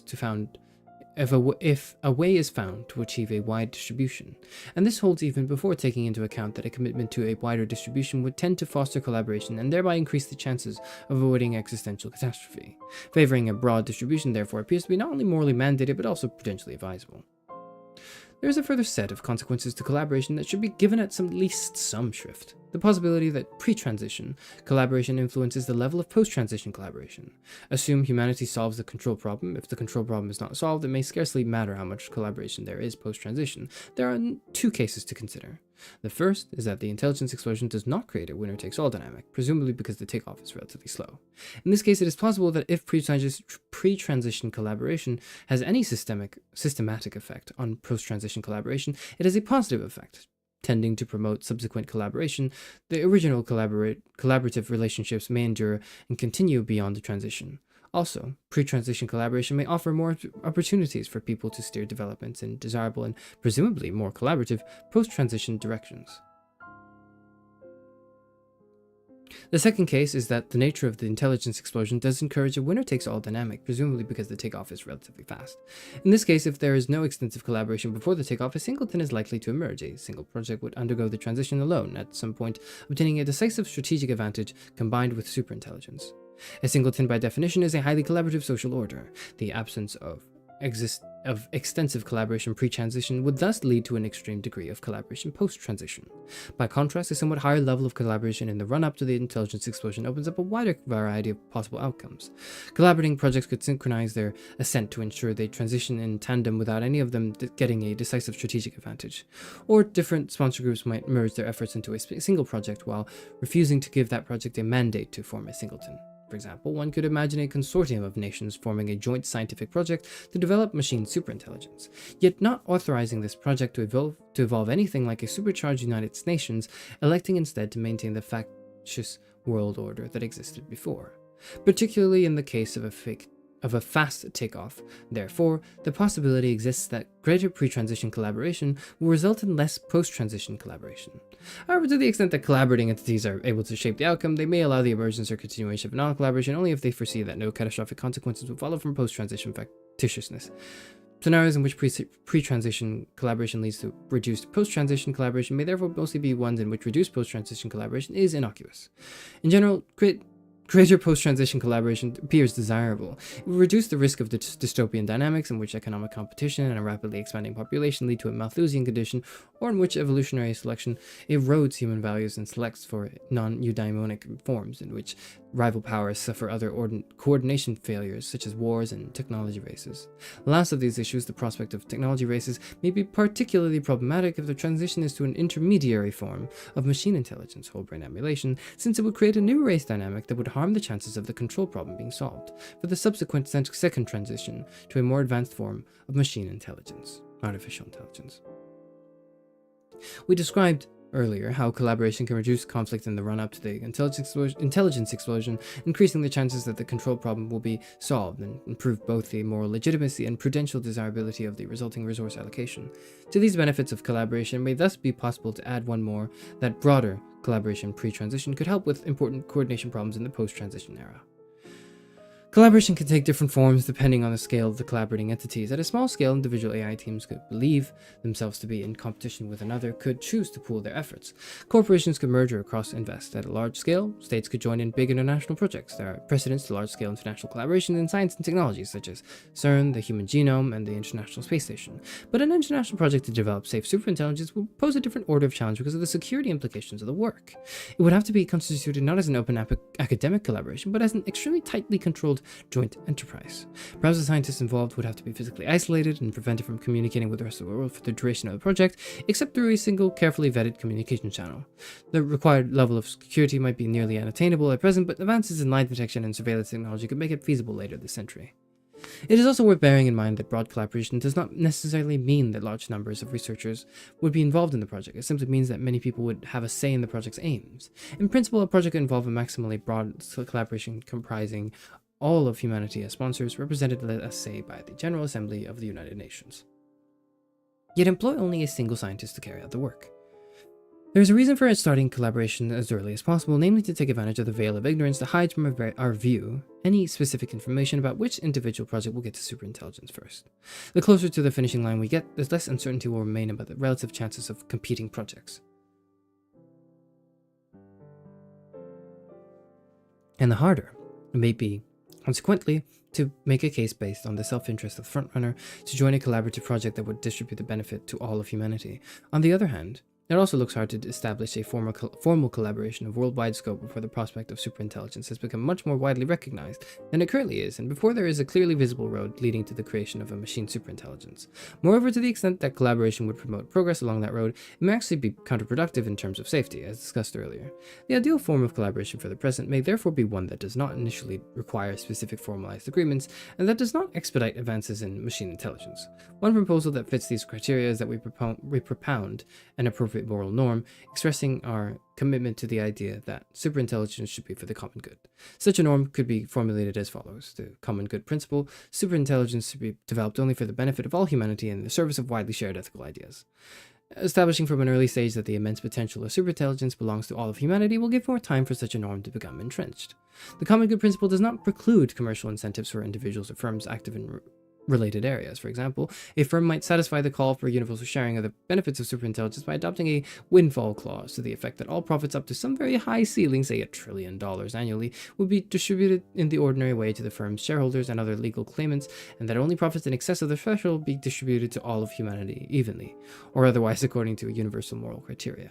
Adopting such a windfall clause should be substantially costless, any given firm being extremely unlikely ever to exceed the stratospheric profit threshold, and such low probability scenarios ordinarily playing no role in the decisions of the firm's managers and investors. Yet its widespread adoption could give humanity a valuable guarantee insofar as the commitments could be trusted that if ever some private enterprise were to hit the jackpot with the intelligence explosion, everybody would share in most of the benefits. The same idea could be applied to entities other than firms. For example, states could agree that if ever any one state's GDP exceeds some very high fraction, say 90% of the world's GDP, the overshoot should be distributed evenly to all. The common good principle and particular instantiations such as windfall clauses could be adopted initially as a voluntary moral commitment by responsible individuals and organizations that are active in areas related to machine intelligence. Later, it could be endorsed by a wider set of entities and enacted into law and treaty. A vague formulation such as the one given here may serve well as a starting point, but it would ultimately need to be sharpened into a set of specific verifiable requirements.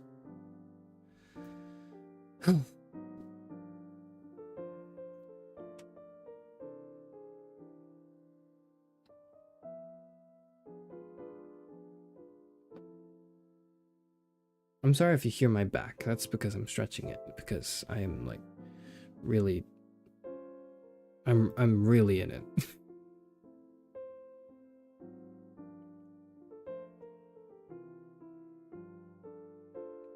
Anyways, let's come back to this.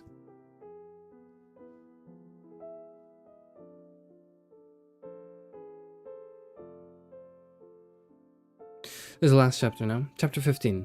Crunch time. And it's the quickest one too, so lo and behold. Crunch time. We find ourselves in a thicket of strategic complexity, surrounded by a dense mist of uncertainty. Though many considerations have been discerned, the details and interrelationships remain unclear and iffy, and there might be other factors we have not even thought of yet. What are we to do in this predicament? Philosophy with a deadline. A colleague of mine likes to point out that a Fields Medal, the highest honor in mathematics, indicates two things about the recipient: that he was capable of accomplishing something important, and that he didn't. Though harsh, the remark hints at a truth. Think of a discovery as an act that moves the arrival of information from a later point in time to an earlier time. The discovery's value does not equal the value of the information discovered, but rather the value of having the information available earlier than it otherwise would have been. A scientist or a mathematician may show great skill by being the first to find a solution that has eluded many others. Yet if the problem would soon have been solved anyway, then the work probably has not much benefited the world. There are cases in which having a solution even slightly sooner is immensely valuable, but this is most plausible when the solution is immediately put to use, either being deployed for some practical end or serving as a foundation to further theoretical work. And in the latter case, where a solution is immediately used only in the sense of serving as a building block for further theorizing, there is great value in obtaining a solution slightly sooner, only if the further work it enables is itself both important and urgent. The question then is not whether the result discovered by the Fields medalist is in itself important, whether instrumentally or for knowledge's own sake. Rather, the question is whether it was important that the medalist enabled the publication of the result to occur at an earlier date. The value of this temporal transport should be compared to the value that a world-class mathematical mind could have generated by working on something else. At least in some cases, the Fields medal might indicate a life spent solving the wrong problem, for instance, a problem whose allure consisted primarily in being famously difficult to solve. Similar barbs could be directed at other fields, such as academic philosophy. Philosophy covers some problems that are relevant to existential risk mitigation. We encountered several in this book. Yet there are also subfields within philosophy that have no apparent link to existential risk or indeed any practical concern.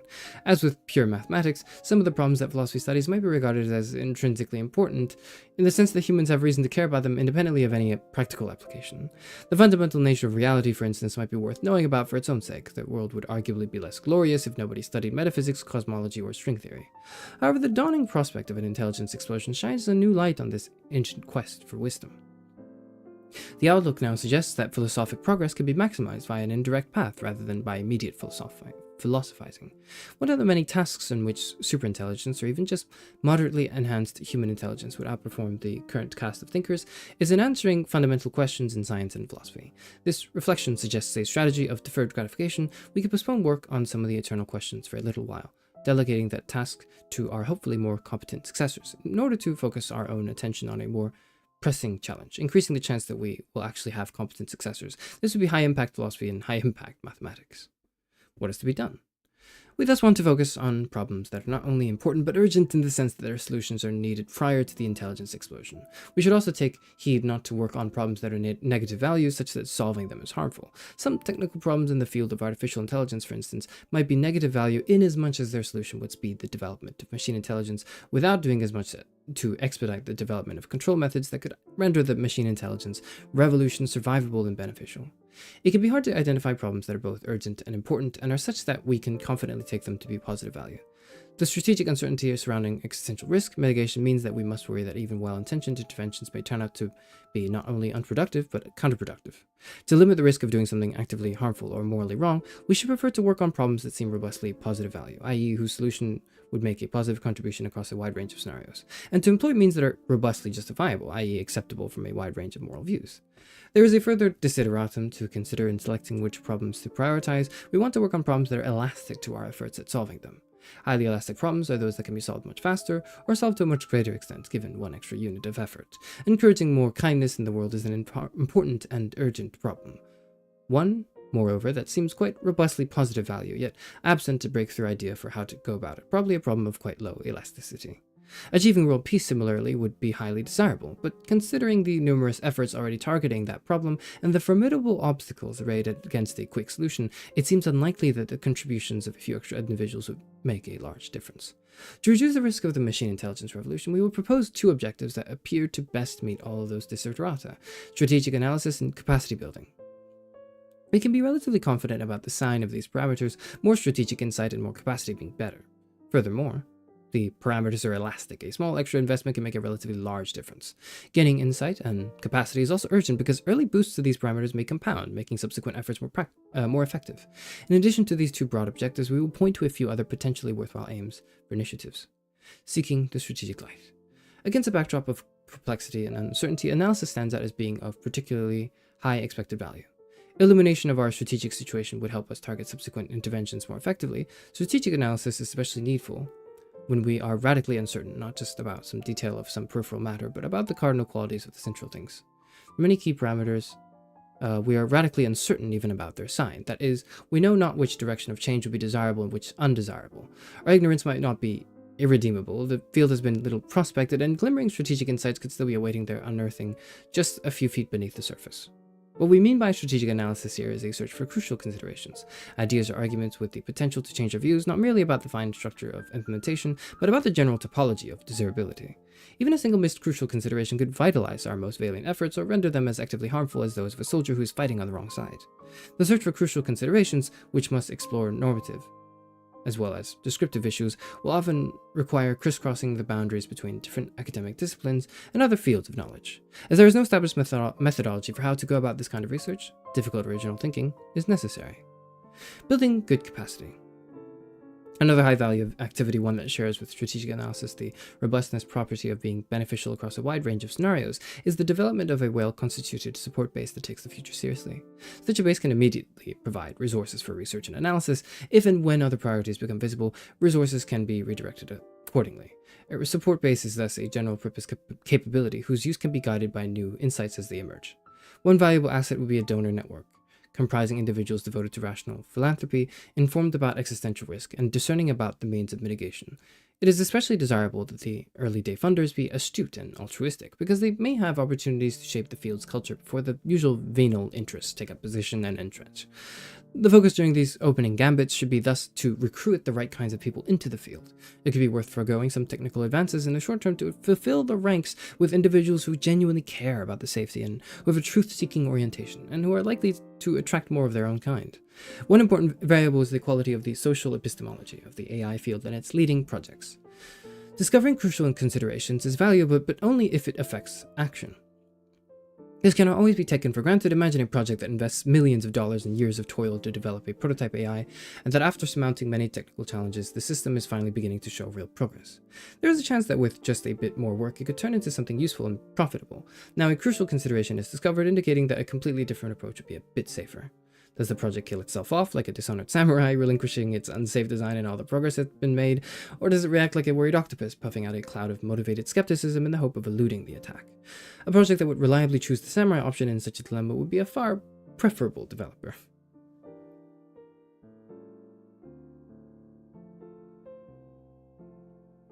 Just a quick reminder, this was written in, like, 2014, or this was published in 2014.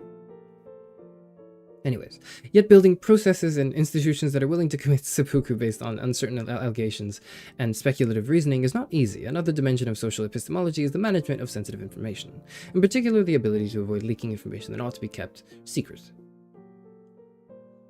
Information continents may be especially challenging for academic researchers, accustomed as they are to constantly disseminating the results on every available lamppost and tree. Particular measures, in addition to the general objectives of strategic light and good capacity, some more specific objectives could also present cost-effective opportunities for action. One such is progress on the technical challenges of machine intelligence safety. In pursuing this objective, care should be taken to manage information hazards. Some work that would be useful for solving the control problem would also be useful for solving the competence problem. Work that burns down the AI fuse could easily be a net negative. Another specific objective is to promote best practices among AI researchers. Whatever progress has been made on the control problem needs to be disseminated. Some forms of computational experimentation, particularly if involving strong recursive self-improvement, may also require the use of capability control to mitigate the risk of an accidental takeoff. While the actual implementation of safety methods is not so relevant today, it will increasingly become so as the state-of-the-art advances. And it is not too soon to call for practitioners to express a commitment to safety, which, including endorsing the common good principle and promising to ramp up safety if and when the prospect of machine intelligence begins to look more imminent, superintelligence. Pious words are not sufficient and will not by themselves make a dangerous technology safe. But where the mouth goeth, the mind might gradually follow. Other opportunities may also occasionally arise to push on some pivotal parameter. For example, to mitigate some other existential risk, or to promote biological cognitive enhancement and improvements of our collective wisdom, or even to shift world politics into a more harmonious register. Will the best in human nature please stand up? This was published in 2014, okay? It is a little dated. Before the prospect of an intelligence explosion, we humans are like small children playing with a bomb. Such is the mismatch between the power of our plaything and the immaturity of our conduct. Superintelligence is a challenge for which we are not ready now and will not be ready for a long time. We have little idea when the detonation will occur, though if we hold the device to our ear, we can hear a faint ticking sound. For a child with an undetonated bomb in its hands, a sensible thing to do would be to put it down gently, quickly back out of the room, and contact the nearest adult. Yet what we have here is not one child, but many, each with access to an independent trigger mechanism. The chances that we will all find the sense to put down the dangerous stuff seems almost negligible. Some little idiot is bound to press the little ignite button just to see what happens. Nor can we attain safety by running away, for the blast of an intelligence explosion would bring down the entire firmament, nor is there a grown-up in sight. In this situation, any feeling of gee-whiz exhilaration would be out of place. Consternation and fear would be closer to the mark, but the most appropriate attitude may be a bitter determination to be as competent as we can, much as if we were preparing for a difficult exam that will either realize our dreams or obliterate them. This is not a prescription of fanaticism. The intelligence explosion might still be many decades off in the future. Moreover, the challenges we face is in part to hold on to our humanity, to maintain our groundedness, common sense, and good humor, decency, even in the teeth of this most unnatural and inhuman problem. We need to bring all our human resourcefulness to bear on its solution. Yet, let us not lose track of what is globally significant. Through the fog of everyday trivialities, we can perceive, if but dimly, the essential task of our age. In this book, we have attempted to discern a little more feature in what is otherwise still a relatively amorphous and negatively defined vision, one that represents as our principle a moral priority, at least from an impersonal and secular perspective, the reduction of existential risk and the attainment of a civilizational trajectory that leads to a compassionate and jubilant use of humanity's cosmic endowment.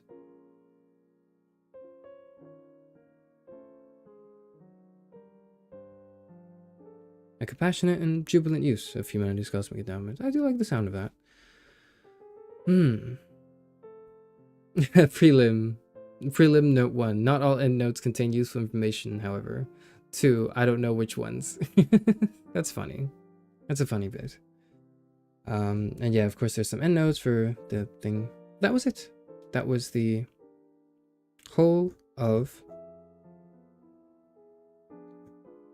if we can get to it, Nick Bostrom's Superintelligence Paths, Dangers, and Strategies.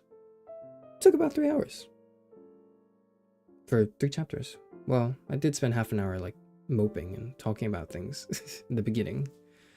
You didn't fall asleep. Yeah, now I feel a little bit more awake because I'm like, because I got into the flow state of it. I really needed to get into the flow state of it to stay awake. But it's not because it's boring, although it's a little boring. but I'm not sleepy because it's boring. I'm sleepy because I'm really tired. But that's it. That's the whole book. We read the entire book now.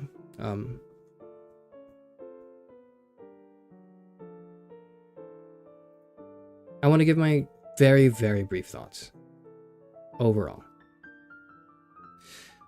It's a decent book. I do think it's a little long. I after having read the whole thing, genuinely, right? I probably gleaned some amount of information that really stuck with me. Length for about like maybe about 5 chapters worth of information that really like stuck with me. Everything else kind of just bounced off, and I was like, yeah, okay, these considerations are cool, but like they're not really relevant to me, and I imagine maybe many people felt that as well. Nonetheless, I felt it was important to read this, at least, or you know, have this be read in some way, such that the commitment to actually thinking about artificial intelligence is not just smoke.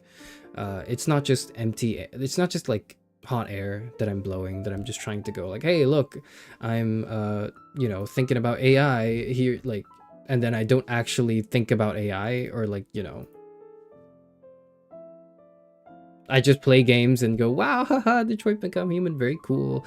Or like, you know, Metal Gear, whoa, big explosion. I wanted there to be some sort of like a compliment, and I think this was what I tried to do, and that I think didn't work out very well. One of the main reasons is because I underestimated how inaccessible it was, or I overestimated how accessible the book would be. Genuinely, while I was reading it, I felt like I can't read this. I don't understand this at all. I read it anyways, and then after having read it a bit, I was like, okay, this makes a bit more sense. I kind of get it a bit more.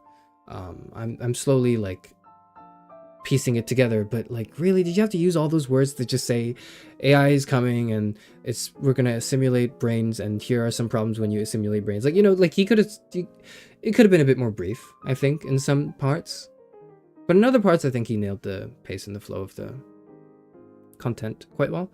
I particularly enjoyed the brief recounting in the beginning, because not because of its content itself, but actually because it was an interesting peer into 2014 speculative, or it's 2014 speculation, because that was when this book came out. I thought the paths and the forms were relatively fleshed out, and I was kind of fairly convinced already.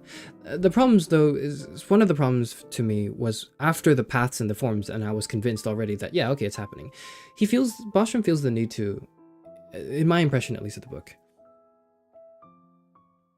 repeatedly argue for the fact that it will happen, and think bad things will happen. I think he stresses the point a little too much in the middle and end, because then it's like, I don't know, because it's not like he's retreading the same ground, maybe, but it's more so, I don't know, maybe he is repeating himself a little bit as he sort of writes. I'm not sure.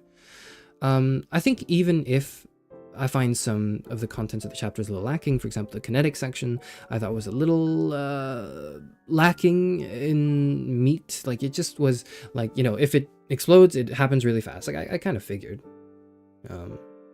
but I didn't really, you know, I figured, yeah, okay, if the intelligence explosion will be really fast and it will happen all at once, and, you know, it will be a cascade of things. Yeah. And he spent a lot of time justifying the argument, which, you know, is fair. But I was already convinced, and that was the whole chapter, so I was like, oh, okay, all right. This decisive strategic advantage I felt like was good, but then in the later chapters was overemphasized a bit too much. Like, yeah, I get it. Okay, if the person who starts first has an advantage and puts them in a position of evil, and yeah, I get that. Like, stop saying it is what I'm thinking in my head when I'm reading it. The superpowers is cool. The super intelligent will is kind of whatever. It's basically saying, okay, the intelligence would probably want to like keep itself alive. Sure, makes sense. That's present in most sci-fi fantasy novels, and I could believe it. But also the what was it? Goal content.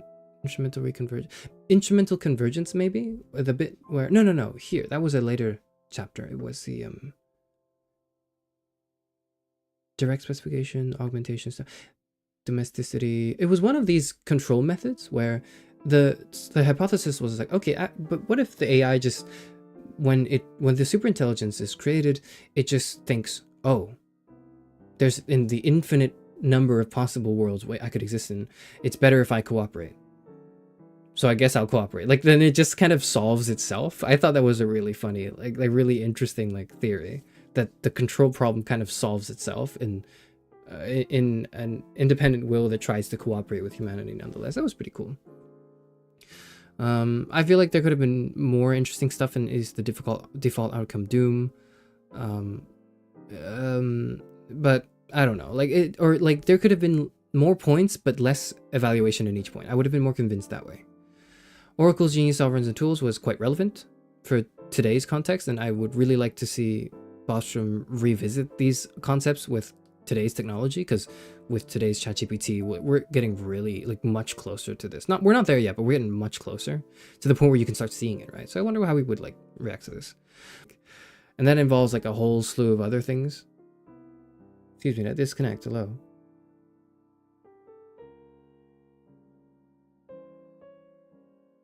Is my stream alive? Hello? Okay. It said I disconnected for a second.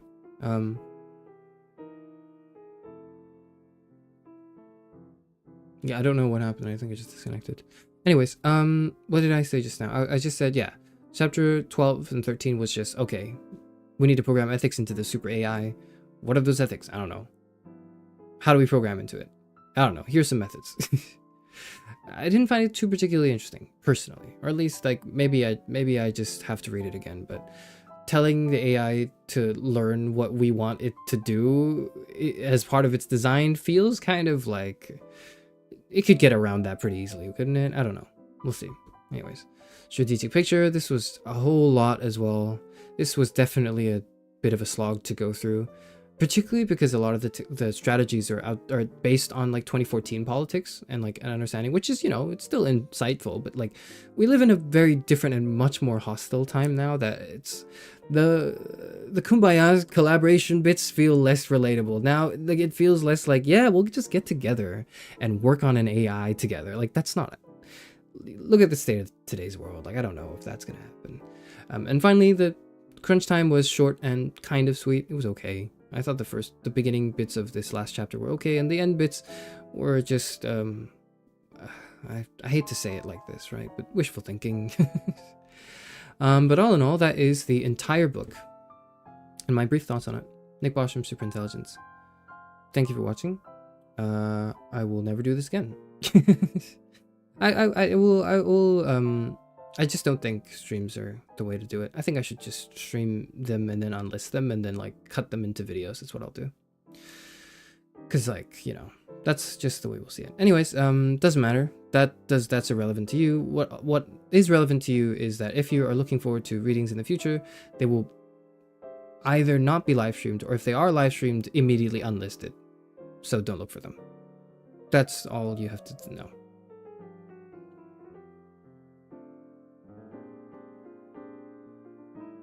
Alright. Thank you, everyone, and goodbye.